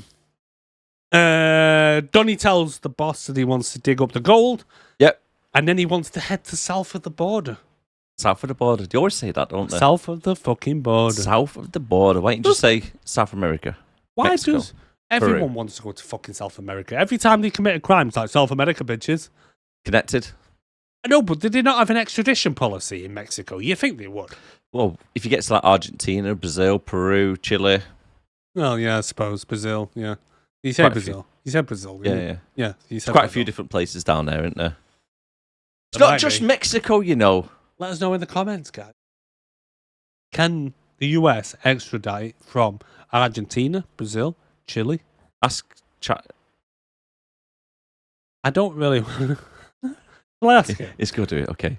Dear Chat GPT. On. Meanwhile, Please. Williams Wait, asked wait. Sasha for help to free the judge because if she dies, she'll be pushing pens in Alaska for the rest of her career. Yes. And somehow, Corrupt has got himself an RPG. Now, where the fuck did he get an RPG from? I honestly don't fucking know. I spelled countries wrong. I wonder if Chat GPT will understand me. I'm pretty sure on this scene as well that two of the guys, what were in the background as extras when Corrupt had to know the RPG. Oh yeah, so Yeah. it was the reusing extras, are they? They're reusing the guys because one of the guys who actually shot the guard, as we just talked about, he was in the background dressed up as a cellmate. So Yeah. apparently the US has extradition agreements with most South American countries, including Brazil, Colombia, Argentina, Chile, Peru, and others. The crime usually must be illegal in both countries. Mm-hmm. So if maybe if holding a prison hostage, Murder. or Supreme Court justice hostage. Well, they've only murdered a nun, so that's kind of like maybe that's not illegal Still in murder. Brazil. But yeah, apparently they can. So yeah, that answers that question. Any more questions? No, but No. let us know and how to Okay. contact us. Yeah, contact us on sixandbelowpodcast@gmail.com, or you can contact us on Twitter, which is up in that corner right about. Yeah, There, give or take. 6 and below pod, or whatever the fuck this dickhead set it up as. This is like Anyway. episode 64 or something. Have we done 64 of these? I now? think it's more than that, to be honest with you, mate. To be fair, this originally started. You can watch how this started on our 50th episode special. But this started because this fucker was like, I want to do a podcast and I need some idiot to do it with me. So I Yeah. was like, I'll be that idiot. It's a good way of like keeping in touch with your mates. It is. You know what I mean? I love doing these, mate. I hate editing We had a good and I laugh, hate don't we? preparing for them. But I love doing them. I love these drunk ones. I don't. The Punisher one was just embarrassing. What? Don't watch this back then. Don't watch this back, Eric. Yeah, there was a lot of... No, I'm still making coherent sense. I can still read things that ChatGPT input. So I must be doing well. And for some reason, I'm talking like this. For With some emphasis on everything the I white- say. talking like this. But So, Sasha, where are we up to? Right, so back in the chamber, Donnie wakes up after being RPG. kicked. Oh, Twitch. that RPG is fucking stupid. Where does he get the RPG from? It just finds it on the floor, mate. He just finds it laying around in the middle of a prison. Who brought the RPG? But the thing is, Seagal slides down from his chopper Yep. and he goes, "Oh, you found an RPG. I'll teach you how to use it," while he's pointing it at Ja Rule's tiny little peen. Yep. And then he goes, "Yeah, you just need to press that button here, guys. You might want to move out of the way." And he fires it and somehow goes flying backwards into the guard station. Yep. I call Arnie on this one. Bullshit! There's no fucking way. No way. Not to mention, he fires it at the gates, Yep. and the gate just falls down. What is it with doors in this prison? You can tell the prisoner built. You can tell the prisoner built, definitely, because he just goes, "Meep." Yes. Very And it's much like, so. to be honest, mate, that door wasn't even locked in the first place. Very It didn't much have a so. fucking cock lock. The thing is, as well, like you say, where did he get the RPG from? And do you think, like, can you just picture the scenario before they broke into the jail? Go up there in the plane, they go, right, okay, guys, you've got your SMGs, yeah. Have you got the extra SMGs in that bag? Yeah, I've got that, okay, yeah. Okay, can I bring an RPG? We're kind of breaking into a jail. I don't think we need explosives and RPG Bit for over this. the top. But I've got one. No, I've got three. I've got three of them all together. Can I just bring them? It's like, we don't really need them. We're breaking into a jail. Why They do you might need come an in RPG? handy, man. It's a good discount. I got my team. You know what I mean? It's like, I've got three for like $99. It's a looked great like- deal. It looked like he was from fucking Timo. Yeah. It's like, do you know what? Since you got them with us already, come on, Crazy Mike, bring your RPGs with you. Come on, big fella. Really? Why? Like you say, why the fuck would you need it? But then again, why the fuck would guards need an LMG? Oh, mate, this bloody armory they get into now. So Sasha leads the Wait, guys. we're not up to that bit yet. We're not up to that bit yet. We're not. No. We'll come to that in a bit. The two men on the floor. Sasha's situation now, Donnie. That's it. We're up to that bit now. The FBI updated Sasha on the situation. You now know who Donnie is. He's an ex-soldier with a Purple Heart who was shot 4 skip times. past that. He suffers from Gulf War syndrome. Did you mention all Pointless. this? Cell block. He points. Oh yeah. Oh yeah, we're at the armory. Yeah, there we go. Yeah. So somehow, at 3:15 a.m. in the morning, Yep. somehow all the prisoners managed to just walk into the prison armory. Just opens up. I don't want to walk into it, mate. They do a bit of parkour getting into They it. do. Two of the guys just decide to jump off a fucking ledge. What is that about? Doing flips. Doing It's like, flips? no, look at us, what we can do. We're so cool doing parkour. Mate, you're in a fucking jail. All you have to do is walk down this little corridor bit, and you're doing flips and spins and shit. Exactly. There's no need for it. Why? And then when you walk into the fucking armory, why is there explosives? Why is there an RPG? Why is there an LMG? Why? Why do you even need that? An LMG? To me, a handgun in a prison there is excessive. Let alone a fucking full-on LMG, explosives and everything. Like you say, there's It's even a huge LMG. there's like crates there with grenades in. What the fuck are they expecting to happen? I think if one person tries to break out of jail, just massacre everybody inside. Everybody goes down. One goes down, you all go down. The thing is, right, in America, it's a fucked up system because a lot of the prisons are privately owned. Yep. So they have an incentive to keep the prisoners in there. Yep. So do you think that's why? Do you think this prison is privately owned?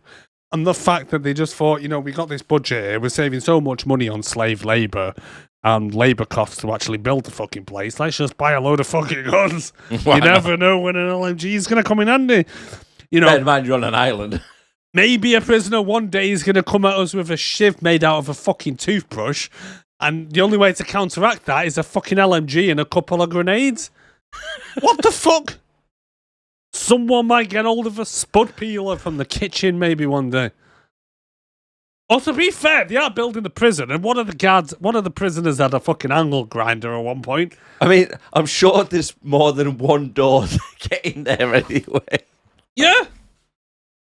I mean, the thing is, right, they're not even coming into these doors. I don't think at the beginning they shut down the alarm system, right? But that doesn't mean any of the doors are open. I mean, when Seagal still walks back with fucking Officer fucking Daryl Dixon, or whatever his fucking name was, the guard, he still had to stick his cock in the machine to open the door. Yeah. So it's not like the his arse doors are into just it. magically open. Yeah. So how the fuck have they got into the armory? Yeah, there's no keys, like you say. Every single door is just open for. Yeah, this is what happens, Americans, when you get prisoners to build your fucking prison. They don't bother putting a lock on the armory. Yeah. They don't bother doing it. They just don't. I mean, there's no like.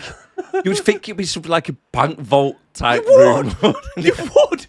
You think at the very least it would be the most secure fucking part of the building. The armory. Yeah, The place where the LMGs, fucking weapons are kept. explosives. And LMGs, handguns, explosives, fucking machine guns, AR-15s, They even have little and oozes. 16th little Uzis. They had fucking everything. Why? I don't know. I really don't know. Oh, shit. Okay, Donald and the judge now share a weird moment together as he starts to stroke her face and does a Joe Biden smells her hair. He even turns around and says, "You've kept your bait fresh." Mate, this bit. So she says to It's him, weird. she goes to him, "Why are you doing this, Donnie?" And he's like, he actually points it out to her and he says, Yeah. "Have you not been paying attention, bitch? I've explained it to like every fucking person in this room. Every person, including the FBI on the phone, have asked me why I'm doing this. I fucking told you. The gold. Stop fucking asking me." Money. Ow!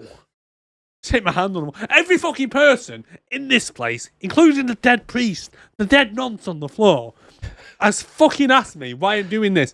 For the 15th millionth time, bitch. The gold. Yep. And then she goes, "Oh, sorry, I wasn't listening." I don't think anybody has. And then he goes, "What do you think? Do you think my father beat me and my mother raped me? Because she did, and she was the best I ever had. I miss that mama pussy. My person. And then he goes, how old are you, Judge? How old are you on your next birthday? I know it's rude to ask what a woman's age is. She goes, I'm 53. And he goes, you know what? They'll fucking do you. And he starts running It's around. really creepy, wasn't it? Yes, he starts sniffing her hair, running her hand down his chest and going, you never had a family, did you? You never found time for love. I'm like, why are you berating her for never fucking finding a husband and love? Are you bored or something, mate? I Because think it was. I know it's like been fucking 4 hours since you've been in there, but chill the fuck out, dude. They're not in a rush, are they? You know what I mean? He's just trying to pass time. He's like, you're too barren now. Let me try you. Oh, dry as a fucking None. dust. None, yeah. It's fucking dusty down there. It's just It's like, tries to Like- breastfeed, dust comes out. yeah. Only in America.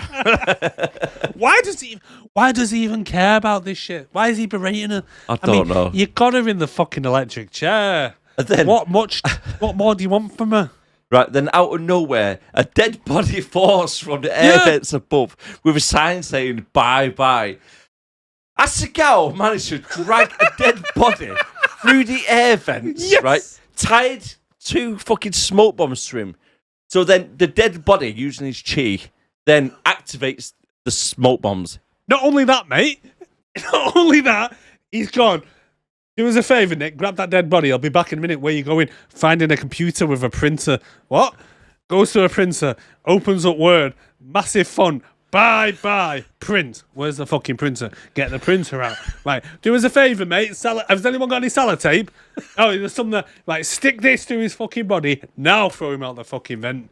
No, beforehand, fat fucking Seagal, right, he's dragging him through a fucking very fragile air vent, by the way. How has he got in the vent? Right, so they must hear him go, like, fucking how's that noise? Fuck is that? There's a fucking He's lying elephant in the down, vent. dragging him, I I reckon he said fucking Nick. Skinny Nick. Right, dragging him down. And he goes, right, okay, I'm going to drop him perfectly down so he falls like that. Yeah. The air vent is that big. Right, He's like, so he falls him down that way. Nick, come here. How far do you think that drop is to the floor? Don't know, about 12 feet. Right, okay, I need 12 feet of rope, no more. It's like... But the fact... At But then he first, trains the dead body to let go of the smoke grenades and then set him off. I know, because they don't go off straight away, do they? No. They like wait a second and then they drop out. But his arms holding up like that. At first, right, I had to wind it back because at first I thought when he dropped down and it said bye-bye on it, I thought it was a T-shirt. And I'm thinking, I think I got a T-shirt printer in there somewhere. Then I realised it was a piece of paper and I'm like, has he gone to a computer to print that out? He has. He sent someone or himself to a fucking computer to print that shit out. Bye-bye. How do you spell bye? Does it have an E? Yeah. Is it B-I? Is it No, B-I or Stephen. B-Y? No, it's B-Y-E, dude. And we want bye-bye, exclamation mark. Oh, okay. Where does it print out? I don't know. Oh, shit, the printer's fucking jammed. 1 second, mate. Let me... I need to get on the other side of that door. I need to fuck the hole. Let me have sex with this keyhole so we can get on the other side. Nick, stick your dick in here, mate. But yeah, I mean, who can't...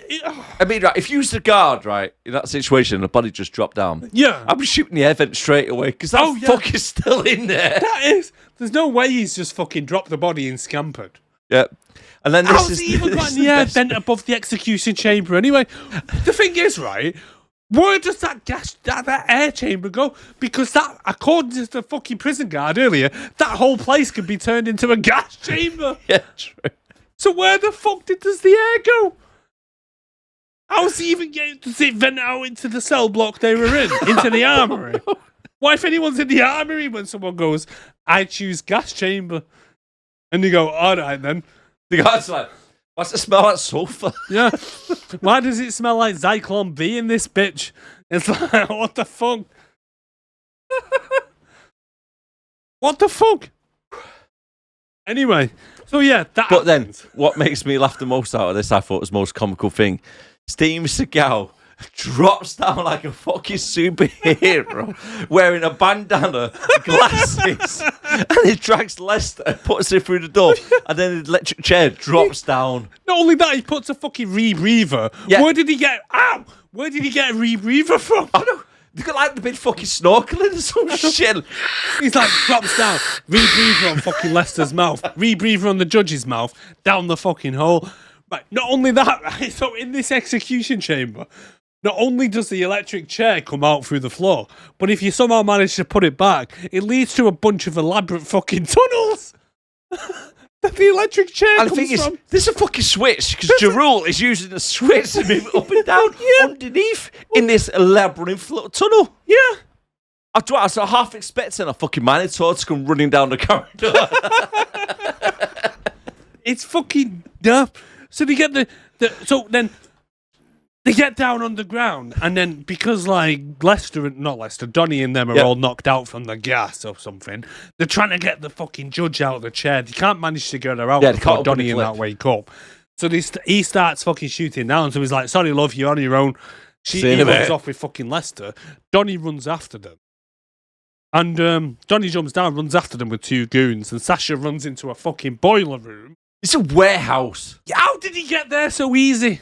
Right, bear in mind, right, they're on -1 level at the moment because they took an elevator to get down, right? Yeah. Yeah, so they're -1 as it is.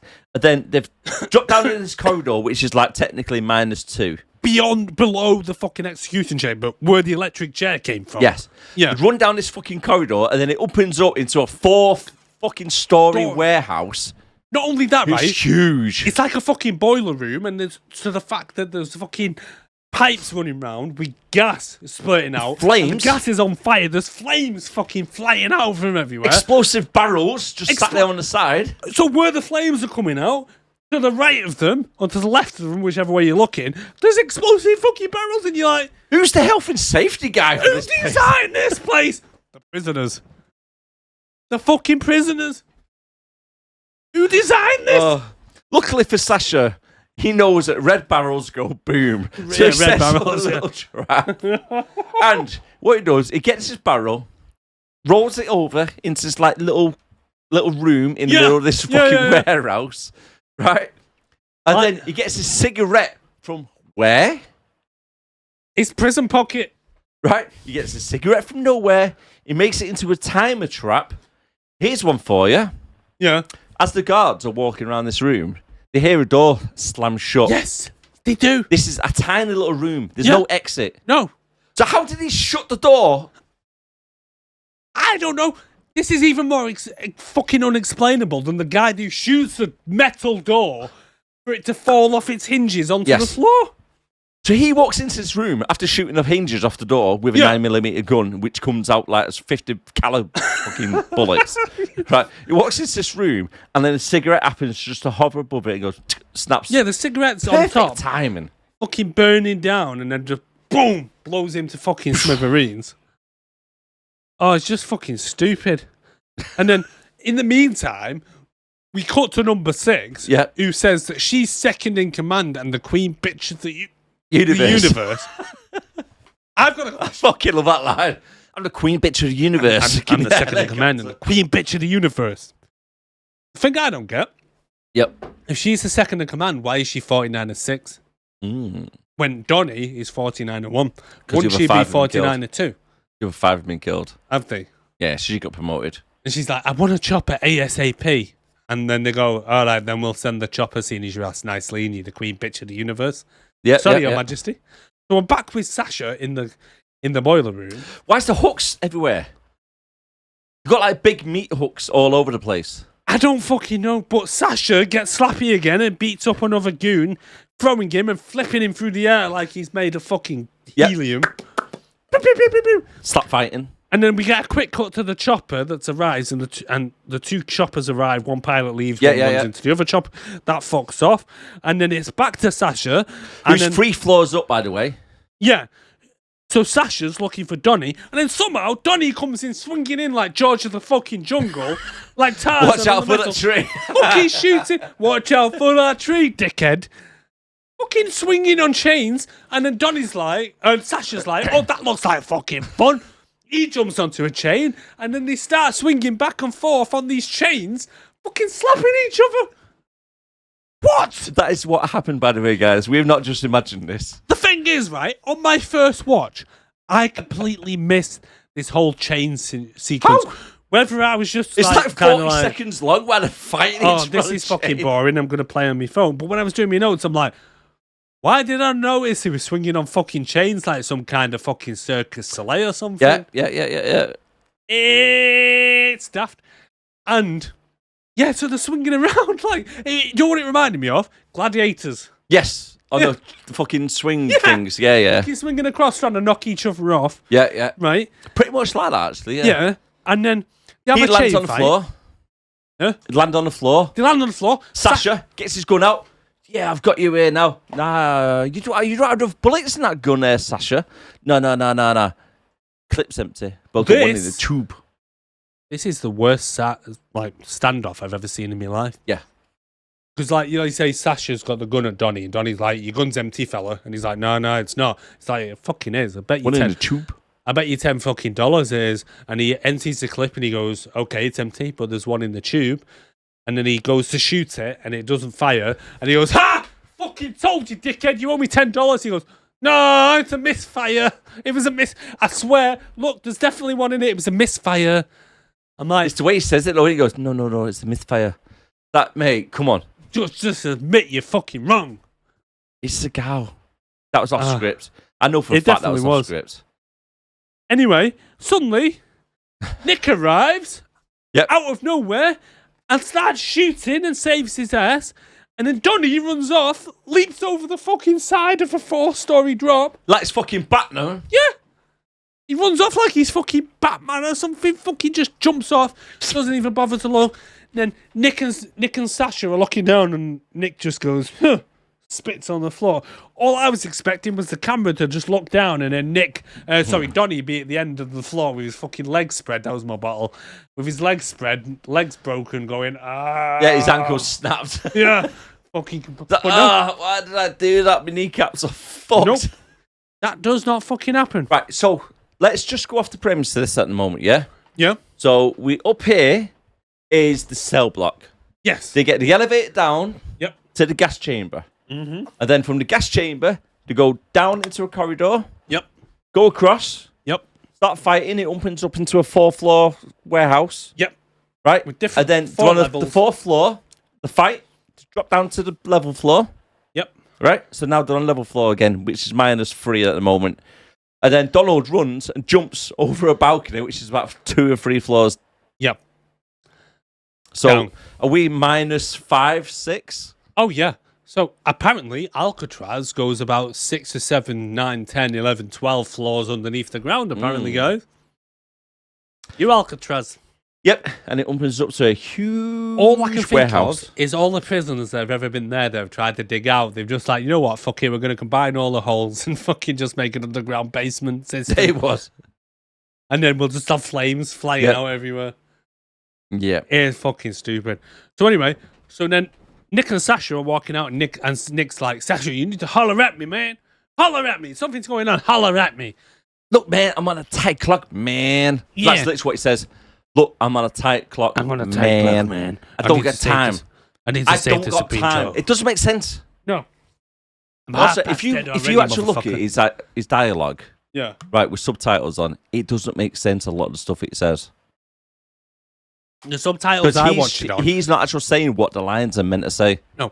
The subtitles I watched it on after shit was missing out because Yeah. it was like, I don't even think the people who did the subtitles could like understand what the fuck he was trying Honestly, to say. it's probably said, right, I don't have time for this or something like that. Yeah. Seagal in his mind is like, I don't got time. Yeah. Don't got time. Because Don't got time, man. he's sucking the energy from Ja Rule and he's trying to fucking be gangster. He's like, I ain't got time for this shit, man. I ain't got time for shit, alright? And then Ja Rule's like, holler at me, man. Holler at me. There's something going on. Something you're not telling me here. Holler at me, man. Holler at me. I'm a FBI. And then he goes, I'm undercover FBI. And then he goes, but you passed the lie detector test. He's like, man, that's easy to pass. Don't you worry about that. That was nothing but a thing, wasn't it, man? Hey, you don't have to worry about that. And But the then way Nick- he says it, though, Jarul, right? yeah. He says, but you passed the lie detector test. Yeah. He sounds like a little kid who's had his ice cream took off him. But you passed the lie detector test, Also, and then we get a little bit of a montage of him like holding his head and he's on the floor. Yeah. It's So like, I've just oh, put Nick no. just starts crying. Yeah. Because, yeah, it's just him there going, oh, man, my best friend, man. Oh, God, man. I can't believe this shit, man. I've never seen it coming. God. I never thought that someone I recommended to this crew would be a traitor, man. Sonny's going to kill me. Oh, Sonny. No, Sonny. And then somehow, no, Sasha does a video call to the execution room. Right, I've got it on my notes here, right? Donald makes his way back to the control room. Yeah. And Sasha is eavesdropping on the conversation. Because as they're talking, he says, "Where's Lester?" And he pops up and goes, "I've got him, man." The thing is, right? How the fucking hell did you just record yourself and project it to everything? But listening in to the conversation, what was happening between 49-6 and Donald. All I can think of is that Sasha somehow found the warden's cameraman. He found him. He went, "Hey, you with the camera, come here. Over Come here, quick. I need to record a message." And the guy's like, "Shit, there's shit going down here, man. I need to get out of here." He's like, no, film me. He's like, "All right, we'll make it quick. Go on, action." And he's like, "I've got Lester. I'm going to get him to tell me where the gold is.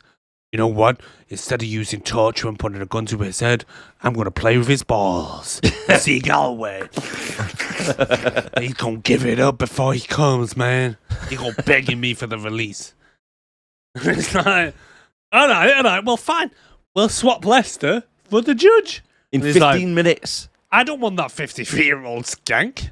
I've got Lester who's got gold. What have you got? Anyway, they agree for some reason, which seems like a really bad deal. I'll be honest. Bad deal, yeah. A real bad deal. 200 million for an old pussy. Yeah. $200 million or an old fucking pussy? I don't think so. Don't be fucking daft. Anyway, they go, meet at the jailhouse, the main cell in 15 minutes. And he's like, all right. So they unstrap the judge, get her out of the fucking sex chair. It's fucking stupid, this bit. Anyway, so they start getting ready. The prisoners are all getting ready and strapped up. Lester, for some reason, Nearly now done. decides, We're nearly done. we're nearly done, people. We're nearly That's done. a litre bottle of JD. Woo! I'm fucked. Anyway, Lester, now, for some reason, says to Seagal, "You know what, mate? You know, because like you're a bit fucking brain dead and retarded and you died for like 22 minutes and you think your shoe had a fucking flashback. Oh, shit. I'll tell you what, I'm going to fucking tell you where I hid my gold." And he goes, Litre Seagal bottle goes, done. "Oh, yeah." Seagal goes to him, "Look, fella. What Look, the fuck are fella. you talking about? Chin Gold, chin. isn't-" Chin chin, fella. Mate, this is our last glass from a litre bottle of JD. If you did enjoy it, by the way, you have made it this far, don't forget to hit that subscribe button, hit that like button, let us know in comments. Do you like our drunk podcasts where it's a little bit more cruder, it's a little bit more out there on some subjects? But, it's good fun, good comedy, and we're having a laugh. Personally, Hope I you're think I'm enjoying going to it. regret this tomorrow, but it's for your entertainment. We And do hopefully this you can for understand us as well, because I might be slurring quite a lot. We might be. At least I'm not Punisher, wrong. True. I've Yes. not got that far yet when I'm like, if you want to see a drunk episode as well as this one, watch The Punisher. That was a funny one. That was a funny one. Maybe watch it from about halfway through when I'm really, really wasted. Or towards the end where you can't understand a word that he's saying. Yeah, very, very drunk. But yeah, carrying on. Anyway, so Lester, they're in the armory. Yep. Lester comes up to Seagal and goes, "Look, fella, Yep. I know you're a bit brain dead.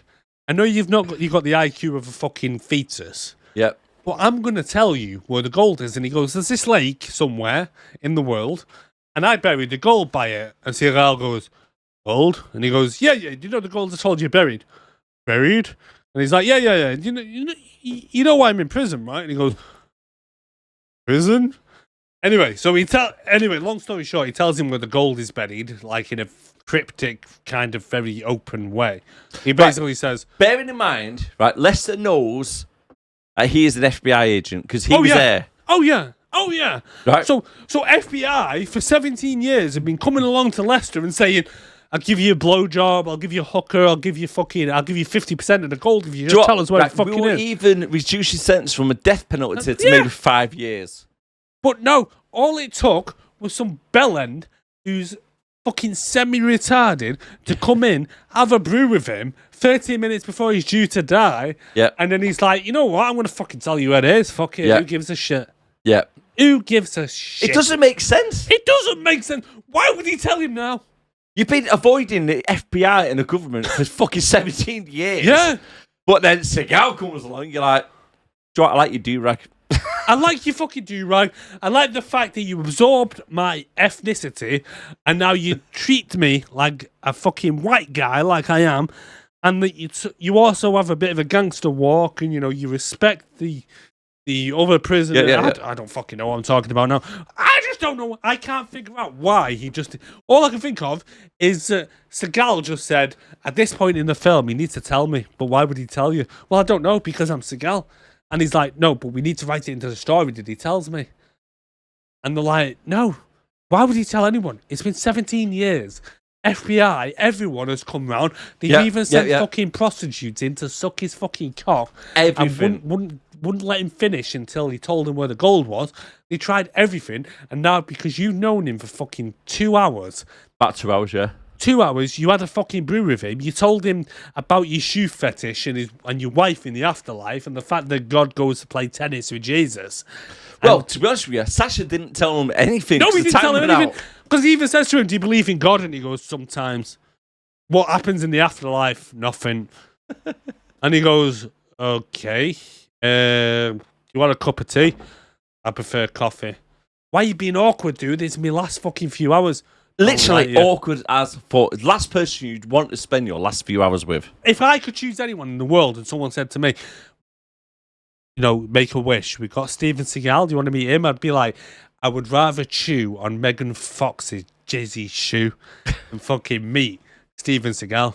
I'll do a shoey with all the jizz after the little bukkake she's had. I would rather lick the fucking lock mechanism of this prison clean with my tongue than fucking spend time with Steven Seagal. Let alone tell him where I buried me fucking treasure. Yep. Let alone, mate. Let alone. But no, he just gives it up because the story dictates it. Yep. And what did Sasha do? He makes his way straight back up to the helicopter, gives Williams an update on everything. Yeah. So he goes, "Hey Williams, man, we're gonna do a swap, man. We're gonna swap that bitch for Lester. You know, Lester's gonna die anyway, so fuck that motherfucker. Plus, he told me where the gold is. Do you want to split it with me? We can maybe run away, and you know, I'm gonna use it. I'm gonna split it with my friend Steve Austin, like I did in the other movie. Yeah. He's gonna start I'm gonna start some kind of charity. I can't remember what Steve Austin decided to do with the other money.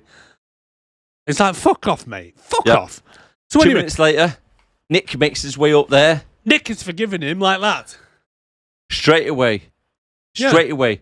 And he tells Nick that he's after Sonny, not him. No, because it makes sense going undercover in the jail following Nick. Right. Yeah. This whole thing, what are they hoping to gain from fucking getting Nick? Nick, Sonny, in jail. Sonny has already said he has a crime syndicate from Eastern Europe to the Pacific Rim. Yep. Nick is just some kind of fucking car thief. Why did he think that he's going to have enough evidence to bring fucking Sonny down? True. That fucking Sasha hasn't already gathered from spending time with Nick anyway. Yep. So that aside, right? Yep. He gets in, he says, is there any room up there for me? And he goes, yeah, throws the other pilot out. Nick gets in with him. And he goes, what's your beef with Sonny, man? And he goes, look, Sonny killed my wife. And they're like, well, how? And he goes, well, no, he didn't. He didn't kill my wife. It turns out that Sonny's men carjacked my wife and shot her 4 times. Is that what it was? Yeah. His men carjacked his wife and killed her. Shot So her that could have been Nick. Shot her fucking 4 times. So all I was thinking right now, so Sonny's men, not Sonny's men fucking carjacked, killed his wife, right? Yep. Couple of things. First of all, Sonny didn't do that. It was Sonny's men. Yep. He's one of Sonny's men. So if he fucking carjacked someone for this Jaguar in the beginning and killed the wife, he's going to be in the same fucking boat. Yep. Same situation. Second of all, would it not be the biggest, and I mean the biggest, conflict of interest ever to put Yep. someone whose wife was killed by the guy To put him undercover. to put him undercover Yeah. in the gang of the gang that fucking killed your wife to try and bring them down. Would that not be the biggest conflict of interest ever? Certainly will. Certainly will. And again, going back, I know I'm doing a lot of hand movements here because I'm drunk. And you banged your hand a few times I already. banged my hands a few times and now I'm kind of trying to fly. Yeah, no, green But- screen right here, right now. What I'm touching. We've got like a bookshelf with like There is a merchandise. bookshelf right here. Yeah, I'm touching it right now. And it hurts when you hit it. Anyway. I want to show it off. What, the bookshelf? Yeah, There's weights and shit. I've got behind quite it. good merch in there. You can't ruin the illusion, mate. Anyway. Go on. So it would be a conflict of interest for Yep. him to even be on the case, let alone undercover. And the thing is, why are they sending him to prison to be undercover with Nick? When Nick is just as low level and the same level as Sonny anyway, as fucking Sasha anyway. Yep. So what fucking difference does it? I don't get it. I don't No, get why no. he even bothered to volunteer to go to fucking Alcatraz. He's following the foot soldiers for plans instead of going for the generals. Yeah. Oh, do you guys know that he's FBI? Oh, by the way, he is FBI. He's Just in not. case you missed it. He's not, is it? He is. He is Is he? actually. He's undercover FBI. Really? We should have made more of a deal of it, seeing as we told everyone through it that he's definitely not True. FBI. I thought he But he is wasn't. FBI. Turns out he is FBI. No, I don't think Did I he mention was. he's FBI? I'm sorry. I'm very drunk, and if you're listening to this on Spotify, I'm sorry because I'm probably just chatting shit through your ear, but I can't stop talking. I really can't. But it would be a conflict of interest, though. Yep. Whilst they're talking, right, Donald and the X-Force take over 30 minutes to walk over towards the main cell block in slow motion, It's because he can't get the cock fucking lock to work. but they walk in slow motion when they're getting there. It's Matrix style, and it's like Matrix style, bullet- really slow motion. bullet Sasha fucking- teaches Nick how to use their helicopter gun as an eyesight locking system for the targets. How does Sasha know how to work it? Is he a helicopter pilot? Well, one, how does he know how to work it? And two, I call bullshit because that helicopter is just an escape thing. Well, I've got a fucking top of the range Apache. I don't know. But he's looking through it and he's like, oh, just like a PlayStation. But at the same time as him using the fucking headset to move around, he's moving the control stick Yes, as well. yeah. But I was right. I was thinking that just looked like that just looked like a normal commercial fucking helicopter. It didn't look like a fucking army one with a gun on it. No, I And mean, not why only would that, you but- need it? Let's be honest with you. How it's, would- it's the same guy, right, who bought the RPGs and going, do you know what? I've got a friend who's got like an Apache helicopter. It's like, yeah, we don't really need it. We just need a transport to get in and overkill. out. Yeah, but it's like a Blackbird, though. It can get in, out, got a little minigun turret and everything. It has a sophisticated radar system that can see even in the baddest of weather. Yeah, but Donald's like, you don't really need it. You know, we just look through the main window screen as you're flying. You know, head towards the big lighthouse. You can't go wrong. You really can't go wrong. There's loads of room to land it. What happens? Crashes it straight away. Oh yeah. But then fucking Jack Roll's using it. But what I don't get is like, is it part of FBI training for him to just know how to use a fucking helicopter gunship? It's called the Steam Seagal bullshit course. Yeah, it Yeah. really is. It's in the script, so he suddenly already knows. But anyway, the goons arrived in the cell block, and little Joe comes out the floor lift with Lester holding a fucking LMG. Yeah. Why would the prisoners... Watch the table. Sorry, mate, I've just knocked Jack Alright, Sparrow go on. over. I'll sort him out. Go on. Why the fuck would any of the prisoners even care about any of this shit? This is what I don't get. He's not the big fish in the pond. They all rally around Sasha like it's fucking life and death. But no, it's not. For the prisoners, they want Lester, they want the gold, everything's taking place in the execution room. Who gives a fuck? All I would do is I'd go, it's fucking 3 o'clock in the morning, I'm going to bed. Yeah, see, if I'm going to bed, I'm getting out of here. Nothing's going to come for That's me. it. I'm One or the fucking other. on my own. Chin chin. I've got a fucking gun here. I've got an LMG. I'm escaping. No fucker's going to stop me. There's a helicopter waiting outside. Yep. I'm going to fucking take that shit and I'm going to leave. And that is a litre of JD done. You knocked Jack over again. Poor Jack Sparrow. If you're listening on Spotify, we've got a lot of pop vinyl about the table. And this dickhead keeps knocking him over. Excuse me, that's you. Definitely not me. You're swinging round, so like you got to sell a pause there. So then they do the exchange. Yeah. And Lester and the judge are moving towards each other. This bit pisses me off, right? Yeah. Because they're walking slow as fuck towards each other to cross each other to do a prisoner exchange, right? Yeah. But at one point when the goons walk in, we see this kind of light turning round, this kind of like disco light. I don't even know what it is. Anyway, as soon as Lester looks at the judge, the light shines in his eyes and he goes, "Oh shit." As I he didn't walks notice past. that. Yeah, he did. Because otherwise, he'd have looked at the judge and gone, "That's not the fucking judge!" I didn't even notice that bit. Yeah.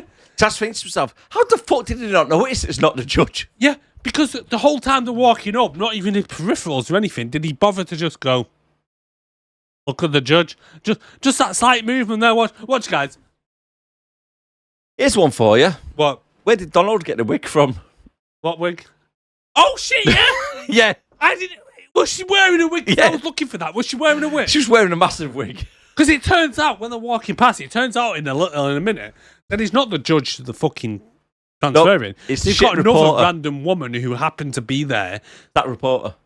Was it the reporter? Yeah, with the double lips. Right. So, Senator Williams, what do you saying about these people, about being on here? But like it's about a 50-yard walk. Lester's walking down like, oh shit, I'm gonna go for me death now. You know, they're gonna try and torture me. They're gonna put stuff in me butt and stuff like that. To try and find out. Yeah. And as he walks down, like I said, it's only towards the end that he just goes, and just happens as he looks at her, the light shines in his eyes, and he goes, Yep. "Oh." But at no point, like I say, does he just side eye and just go.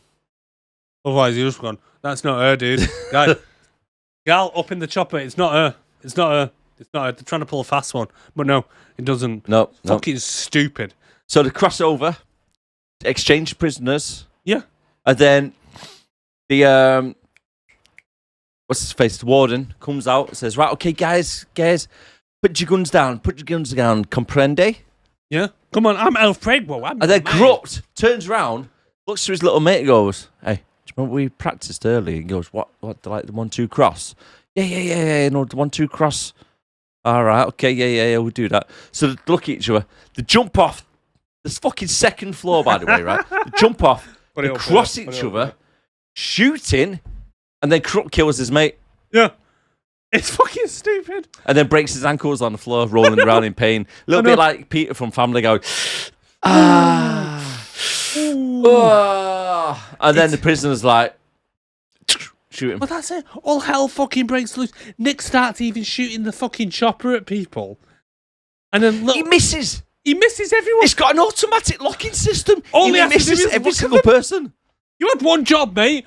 Look at the people you want to shoot at. That's it. That's it. All you have to do. So they have a little shootout. Everything's just going chaos at the moment. Jack Sparrow's fell over Fucking hell, again. Jack. Fucking hell, Jack. Stay on your... Oh, he's stop- down again. Do we stop near the table? Sorry, he's really drunk at the moment, Eric. It's not me. It's not me. It is. You. Oh, fuck off, Jack. Stay there. So chaos breaks out. 49-6 jumps out like fucking Neo from the Matrix. Boom, boom, boom, boom. Dual pistols. Big Fat Joe gets shot, gets killed. But Twitch as well kind of predicts it because he's going, "No, Joe," before he's even been shot. Yeah, And he's going, "No, Joe, no, oh no." Joe oh, looks at him and no, goes, you're "Why? such a-" What's up here? Why are you saying Yeah. that?" He's like, "You're such a big fucking target, you're bound to be shot." And then even two guys come along with RPGs, like they brought more along the other two, and decide to shoot at the chopper. It takes two of them, but somehow Yes. Nick uses his gun to shoot the rockets out the air. Right. Nick can't shoot a single person standing there in a stationary position. But yet, he shoots two RPGs, get fired at him, and they blow up within 20 feet of the fucking helicopter. They do. I call Arnold. Woo! Bullshit. Yeah. It's It's bollocks. bullshit. It's bollocks, man. Because he managed to shoot them out of the air, and then the chopper starts fucking wobbling, and they're like, Yeah. So everyone then just starts opening fire on the chopper, and they're like, and Seagal's like, Nick, I think we need to leave here. And he's like, how are we gonna get out? And he goes, go for the rope. And he's like, what? And then he starts somehow smashing the fucking windscreen of the chopper through, like it's a car windscreen. Right. I blame Sasha for this whole stuff. Oh, yeah. Because this helicopter's been lodged for a while, right? They've been getting shot at by 9mm bullets with SMGs down below, right? By the fucking Just have X-Force. 2 RPGs fucking blast right outside of it. So it dislodges it a little bit. Yeah. So Sasha goes, do you know what's a good idea? Let's use my weight to dislodge the fucking helicopter. Yeah. Let's start stamping on the fucking window screen so it comes loose, and then uses his weight to push his feet to jump towards the rope. And then the helicopter, Nick's like, wait, what's going on? Wait. I'm not ready. It falls 10 feet. Helicopters go... falls 10 feet. With Nick still inside, Sasha's on the fucking rope. Yep. Sasha's fault, like you say. He's just pushed off as he jumped. Yes. Fucking fucked. That's Nick. what made it dislodge. Oh, Jesus. Anyway, then all of a sudden the fucking FBI arrive when not Donnie, How has the FBI turned up? I don't know. The governor grabs hold of number 6, the woman, and like has a gun to her face and goes, I'm gonna fucking fuck you, I'm gonna take you in this cell now. Yeah. And then they go, put the gun down, dickhead. And he's like, all right. And then she pulls out a knife. But she doesn't just pull out a knife to kill him. She pulls out, shows everyone, lock everyone a knife. Fucking shows everyone. And then goes to stab him, and then they shoot her. It was a slow motion. It's held it up and go, look what I've got. I'm about to know. stab this into the governor now. Why would you do that? You just go, stab him. You wouldn't go, look everyone, knife, everyone, can everyone see it? Anyone want to shoot me? Anyone want to stab me? Oh, Yep. you do? Okay. That's fucking stupid. It really was, to be I honest thought it with was you, mate. funny when Twitch is there with his fucking little Uzi or whatever it is, and he's like, motherfucker, I got this gun, and someone puts a gun to his head and goes, drop the gun, dickhead. Yeah, FBI guy. Yeah. Sasha runs over like a baby elephant to Nick. Yeah. Did you see the way he ran? Yeah. He ran like he was like part tarded, mate. It's like, ugh! It's like Arnie. He was stamping his feet around like a baby elephant. Nick- And then they have a little bit of an emotion scene as if Nick's dying. Nick's on fucking death's door. And How he's did, like, how did Nick manage to take the helmet off? I don't know. Right, so he has his helmet on. He fell. Helicopter fell 20 feet. He took the helmet off, took the harness off. Nick's like, man, I'm dying, man. I don't know if I'm gonna make it, man. I'm gonna die. It's like, I need your aura, man. I Yep. need you to save me. Williams brings out the reporter woman who is now wearing a big ginger wig, dressed as the judge. Yeah. And Sasha says, that's not McPherson. That's not the judge. But the way he says it as well is a bit like simple. Yeah. Like simple Jack. It's like, Um, I don't think that's the judge, and the thing is, right, it was literally their guys that placed her in the cell during Yeah. the prison exchange. How did they not realise? They placed it in the cell. I don't, to be honest, right, to be fair to the film, I don't think they'd ever seen this judge woman, so I don't think they'd know her from Adam. But I blame Lester. I blame Lester because all he would have done. I mean, you're walking towards someone to exchange them. You're at least Yep. gonna like look at them and give them a bit of a side eye. And I mean, the bitch sentenced him to death. After 17 years, he still fucking recognised who she was. Yeah, so sure. all he would have taken was a little bit of a side eye to say, Straight away. Sasha, that's not her. I call shenanigans. Shenanigans. Shenanigans.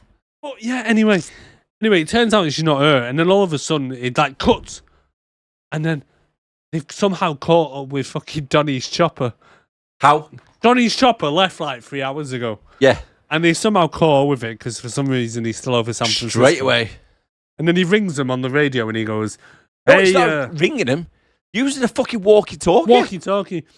How And he did goes, they get the same signal, right? And how did they hear each other, right? Because the door's open of the helicopter. Yeah. All you'd hear is like, blah, blah, blah, blah. You wouldn't be able to hear each other. It'd be like that, yeah. You wouldn't be able to hear No, it. you wouldn't. The wind and the chopper noise and everything. But he's like, and then Donnie goes, "You're not a prisoner, are you?" And he goes, "No, I'm FIB. What is it again, Williams? FBI. FBI. FBI. I'm sorry, I don't know if you know this about me, but I died for 22 minutes. The doctor say I'll be fine. Here's one for you. Right. So as he says that, he goes, "Yeah, I'm FBI. I'm undercover." Right. Yeah. He pushes McPherson out the fucking chopper. No. Sasha is not wearing a parachute. No, he's not. He puts his glasses down and jumps out. It's like, dude, you're not wearing a fucking parachute. Well, even then, like, he looks at Lester, and like they're not exactly close to each other. And No. Lester gives him a wink, and he goes, "What's he winking at me for?" Oh shit! Yeah, okay. You want to So, see my it's PP? it's like somehow Sasha had the foresight that this was all going to happen. Yeah. Because he pushes the Supreme Court justice out the fucking helicopter. She falls down, and then all of a sudden, Lester opens his chest and goes, "Grenade, dickhead!" Pulls the fucking pins, blows himself up. What, dude? Right, I'm not being funny. You're out of prison. You're not on death row anymore. Just tell Donnie where the gold is. Yeah. Go and split it with him. Say, "Look, Donnie, listen, man. I'm going to tell you where the gold is, but I want you to split it with me. We're both out of prison now. We both go to South America. We'll both fucking enjoy it." I mean, Yeah. I don't think Lester stole this money just for the fucking shits and giggles. I I really think he don't did. think so. I think he stole it and buried it to eventually be able to leave prison, find it, and go and fucking live a But- life of Riley. But could you trust Donald? You might tell Donald where it is, then he'll shoot you I straight would away. rather fucking trust Donald than fucking blow myself up with a couple of nades just because Sasha gives me a fucking wink. Yeah, true. Right? But no, Sasha gives him the wink, he blows himself up, he goes, "Ha ha, Donnie, joke's on you." Boom. He's pushed the judge out, he jumps out. But all I've got to answer, right, out of all this, the biggest bullshit question is, Go on. how high are them fucking choppers? Bullshit. Because Sasha manages to catch up with her. Yeah. Right, they do like a little synchronized fucking parachute dive, It's like they're fucking 40,000 feet up in the air. right? And then he parachutes down into the water. Yeah. Now, the parachute is still attached to them. Right, so the parachute would have gone over the top of them. So they would have got wrapped up and drowned in the water. Yeah. I mean, even the fact that he pushed her out, she jumped down, the fact that how high up they look, at first when they're flying across and they catch up with them in the helicopter, they don't look like that high. I think you even see, I might be wrong, but I think you even see the San Francisco Bridge in the background. I think you at might one do, point. yeah. So they're not that high. Not high enough for him to jump down at terminal velocity and catch up with her and open a fucking parachute and land in the ocean. Yeah. Bullshit, man. Fucking bullshit. Anyway, the next thing is, it cuts to the side of the lake. Yep, sometime later. Donnie's fucking brooding again, looking at the lake, just going, "Oh man, I don't want to look at this." While they uncover the gold that, for some reason... Sasha. Who did I say, Sasha's Sonny? brooding by the lake. Yes. Did I say Sonny? Yeah. Sasha, No, sorry. Donald, I think you said. Donald. Sasha's brooding by the lake, fucking thinking about having sex with his old wife or something. He Yeah, really yeah. needs to move on. I mean, I swear to God. I mean, no pussy's worth that. Anyway, load of gold comes up and he doesn't even turn around to look at it. The Supreme Court justice is there. They're all like, "Yep, I verified, definitely gold." And then it cuts to Sasha coming into the prison to visit Nicholas. Yeah. And then Nicholas is like, "I've got a broken leg, 6 broken ribs, and a broken arm." Don't you remind me of? What? You remind me when he walked out of the cell, Yeah. like a little chihuahua that's been to the vets with a big lampshade on its head. He comes out, he's got his arm in the cast, he's got a leg in the cast. Imagine if he he's come out broke with a his cone ribs. on. He's like looking like a little 12-year-old in his dad's suit again. He's like, he looks like a little chihuahua who's just been to the vets. Imagine if he had a cone on his head. It's like, I can't do anything, man. Could you imagine? It turns out that Nick is now a free man because he helped Sasha bust Donald. Yeah. I call He's like, bullshit. I call bullshit. As if Sasha's even got the fucking authority to authorize this shit, because it's not like he's kind of decided that he's gonna fucking turn state evidence on Sonny or anything.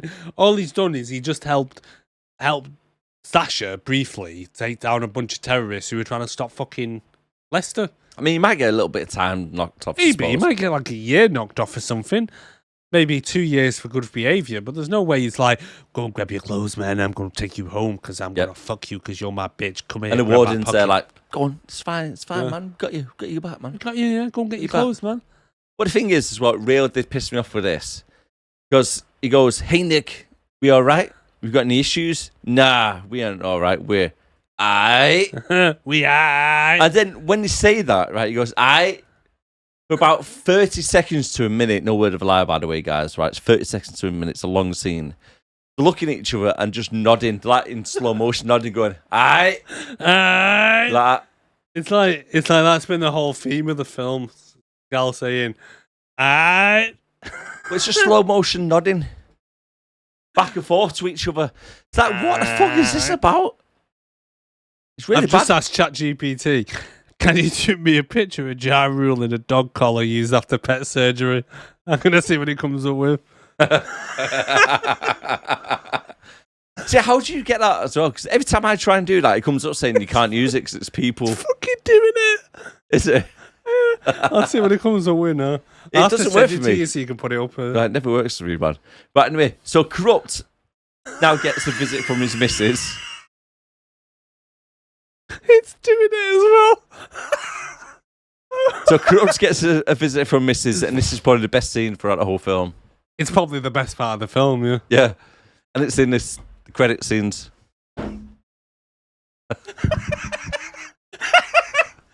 If you can see this. I'll put it up there for you. I'll have to see. Ja Rule in a dog collar.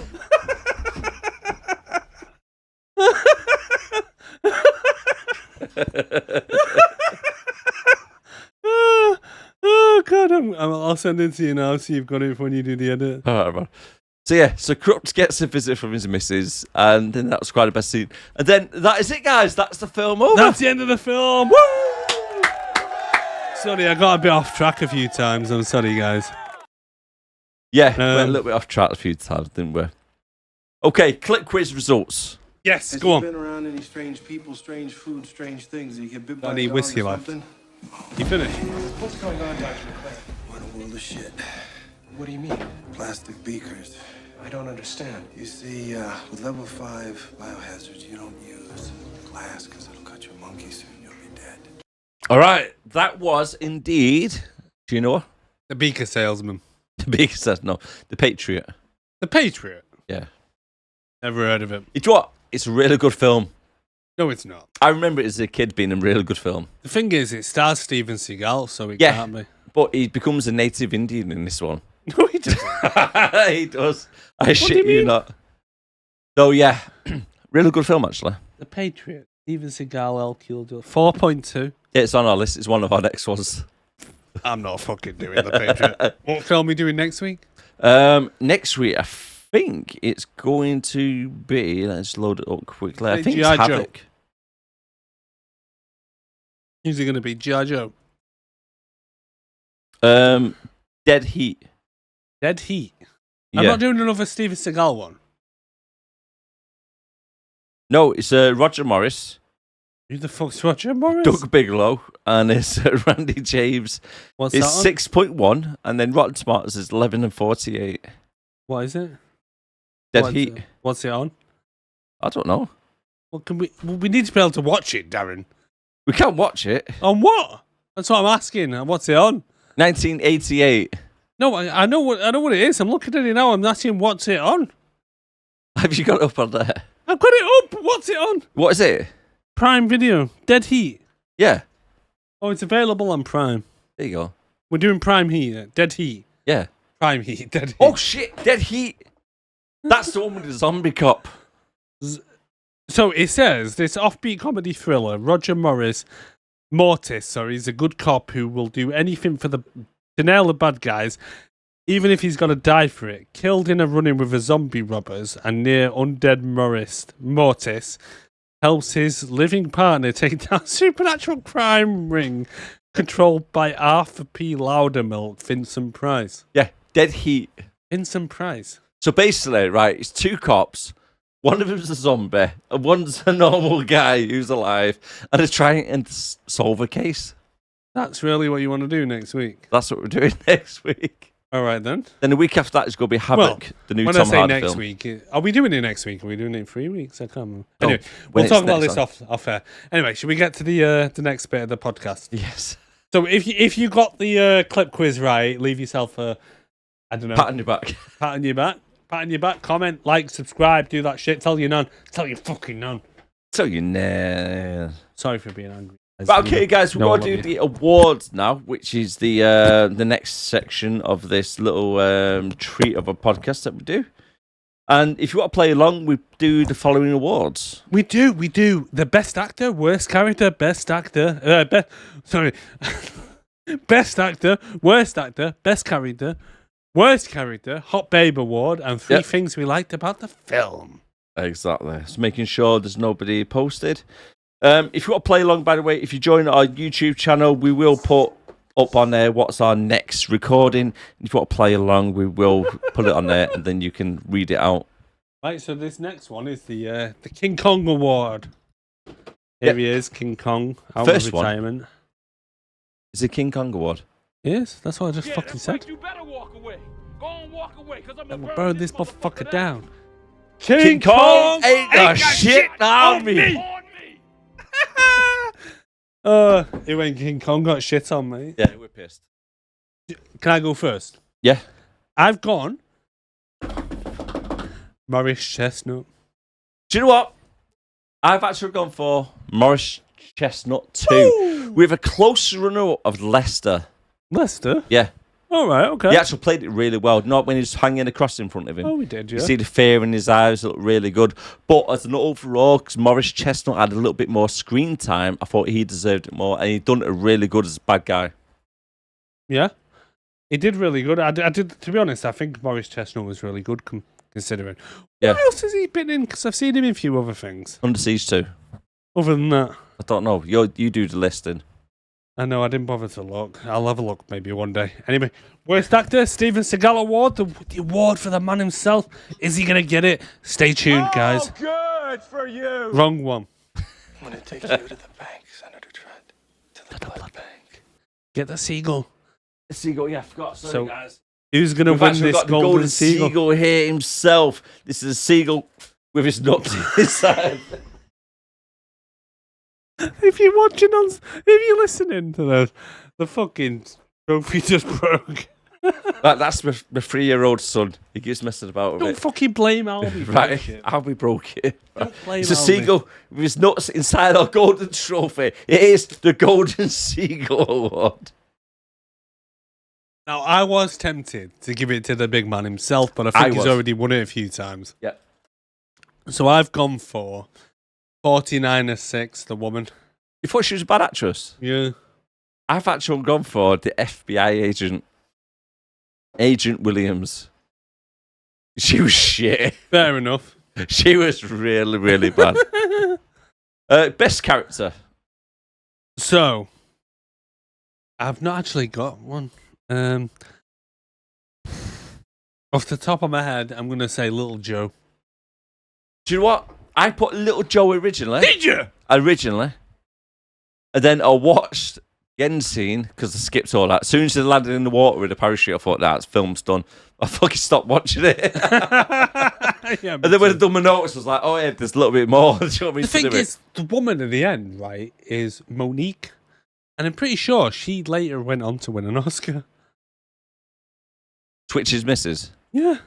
Well, I've gone for Twitch as the best character, even though he was shit all the way through it. But that last scene, when he was talking to his missus, was probably the best scene of throughout the whole film. And it was on the end credits, and I thought it was really funny. Yeah, it was good. So So I you gone put for him, Twitch? yeah, I might change mine to Twitch because he was quite funny. just through that. The rest of the film is a wanker. But yeah, the actress at the end is an actress called Monique, and she actually won an Academy Award for Best Supporting Actress in 2010 for a performance in the film Precious. Ah, not this then. No, definitely not this. No. Definitely not this. Worst character, Prison Warden. Sasha. Yeah, He was just fucking wanky. I thought the Prison Warden was worse. I had to give Seagal one of the awards, and it had to be one of the worst ones. Yeah. And I thought, worst actor, I don't want to give him his same award again. He's already won it twice, True. I think, anyway. True. Hot Babe. Hot Babe, the woman, obviously. Which one? The Supreme Court Justice. No, minus 69, whoever her name was. Minus 69, yep. What's her name? 49 or 6? It's got to be her, hasn't it? It's got to be her, like half mate. decent. She just needs... I just need to wait for her to come off her period, because she's clearly on it during this. Oh, yeah. She's very angry. What's with like the blue eyeliner? It's like literally, it's like down to her cheeks. You tell me. I Like don't know. there, around. She looks like a circus clown. Yeah, a little bit, mate. Three My- things you liked. My 3 things. So I've got when Ja Rule gets thrown from the car, when Ja Rule gets his ass kicked from number 6, and when Ja Rule gets his ass kicked in general. Okay. I just love Ja Rule getting thrown around like a rag doll. It made my He just day. gets ragdolled. It made my day, mate. What about you? I put the parachute scene at the start Yeah. when they're coming in. Right. It's quite good. Really? Well, Which bit? as the parachuting down, not the bit where they're landing, shooting the guns and they pick the guns back You up. mean and the all that bit when shit. they leave the plane? Yeah, That like 2-second segment. 3 when they leave- seconds. 3-second Yeah. segment One of when the they best leave bit. the plane. Um, Okay. Number 2 Yeah, go on. is Seagal's martial arts technique. The slap ego. It kind of reminded me of one of them spoof films, like from like Naked Guns, where like a dog is fighting somebody. You see the paws, just paws fighting somebody. It was really stupid. It was Right. funny.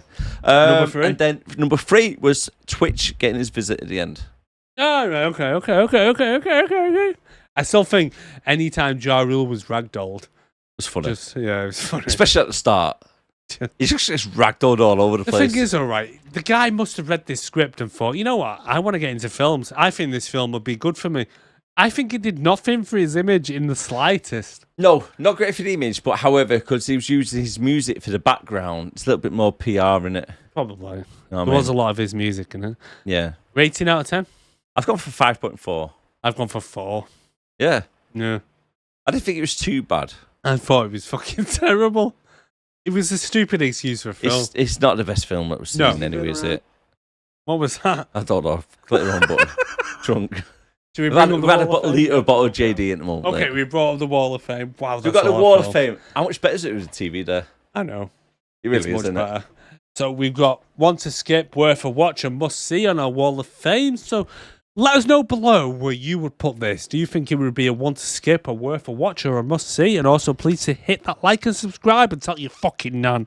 Tell you, Nan. Tell your fucking nan to subscribe, bitches. Yeah. It's much better with that TV there. We can actually see what's going on. Yeah. Anyway, Go. I've got to say one to skip. You know what? I think You're going to say worth a watch. it's better than Speed 2. No, it's fucking not. It's fucking... I would watch Speed 2 any day. Why is Speed 2 worth a watch? I honestly don't know, but I would rather watch it over this. The thing is, right, Speed 2 for years, until I watched it with the old critical eye, when I finally get around to freaking editing it, because at this point I've still not fucking finished. Got your I've- thoughts now. I've always watched it and enjoyed it and thought that Speed 2 was alright, so I think that's why we put it in worth a watch. But with this film, I don't know if it's just Steven Seagal or the fact that it's very B-movie vibes, or the fact that I'm fucking drunk. Yeah, B-movie vibes. I just think that it just kind of fits into the same category as the likes of Dragon Ball and Double Impact and The Punisher and Twilight and Mario. and 1990 whatever and Madam Web. Yeah. I know you're I gonna, go for that. You're gonna want to watch it, put it in one worth a watch, but we've got one Seagal film in worth a watch anyway. Is Under Siege 2. True. I think True. that's enough. Where's Maximum Conviction? Is it behind you? On the wall. It's gotta be. It's gotta be. It's got to be in there. It's, no way. Yeah, there it is. Yeah, there it is. Yeah. Yeah, I think it should join it. So I'd say, guys, this is one to skip. That's my Yeah. personal opinion. I think it's a pretty terrible film, a lackluster story. The filming technique is not amazing. and mainly the story just makes no fucking sense. It's stupid. Why would anyone break into a prison to try and get the location of a $200 million gold bullion fucking robbery that someone's buried and has kept secret for 17 years? Why would you go in there 3 minutes before they're due to be executed to ask them where the gold is? Like they're going to fucking tell you. Yeah, 3 minutes. Yeah. Yeah. They should have And called then- it 3 minutes to midnight, not and half then- past dead. He tells the FBI agent. Yeah, and then he tells Seagal Defeats just the because object. Seagal apparently gives the best blowjobs ever. That's the only reason I can think of that he told him. Yep, definitely. Well, that's my opinion anyway. One to skip. Are you One in to agreement? skip. One to skip. Are we sealing it with £1? Yep. Yep. Okay, we've agreed on it. It's one to skip. King Kong agreed. Definitely. Groot agrees. This guy, and this guy also agrees. If you're listening to this, you probably no idea what I just fucking did, but I went through the pop vinyls individually and told them that they agreed. We have King So I've got Kong, the we hiccups. have Groot, we have Peter Quill, we have Rocket, and we also have Jack Sparrow. Jack Sparrow. But- All right, yeah. thanks very much for watching, guys. If you Anyway, enjoyed it, I'm going to go before I fucking do anything stupid. don't forget it. Anyway, Like, comment, subscribe, Yeah. and I'll see you again next see time. you next week, guys.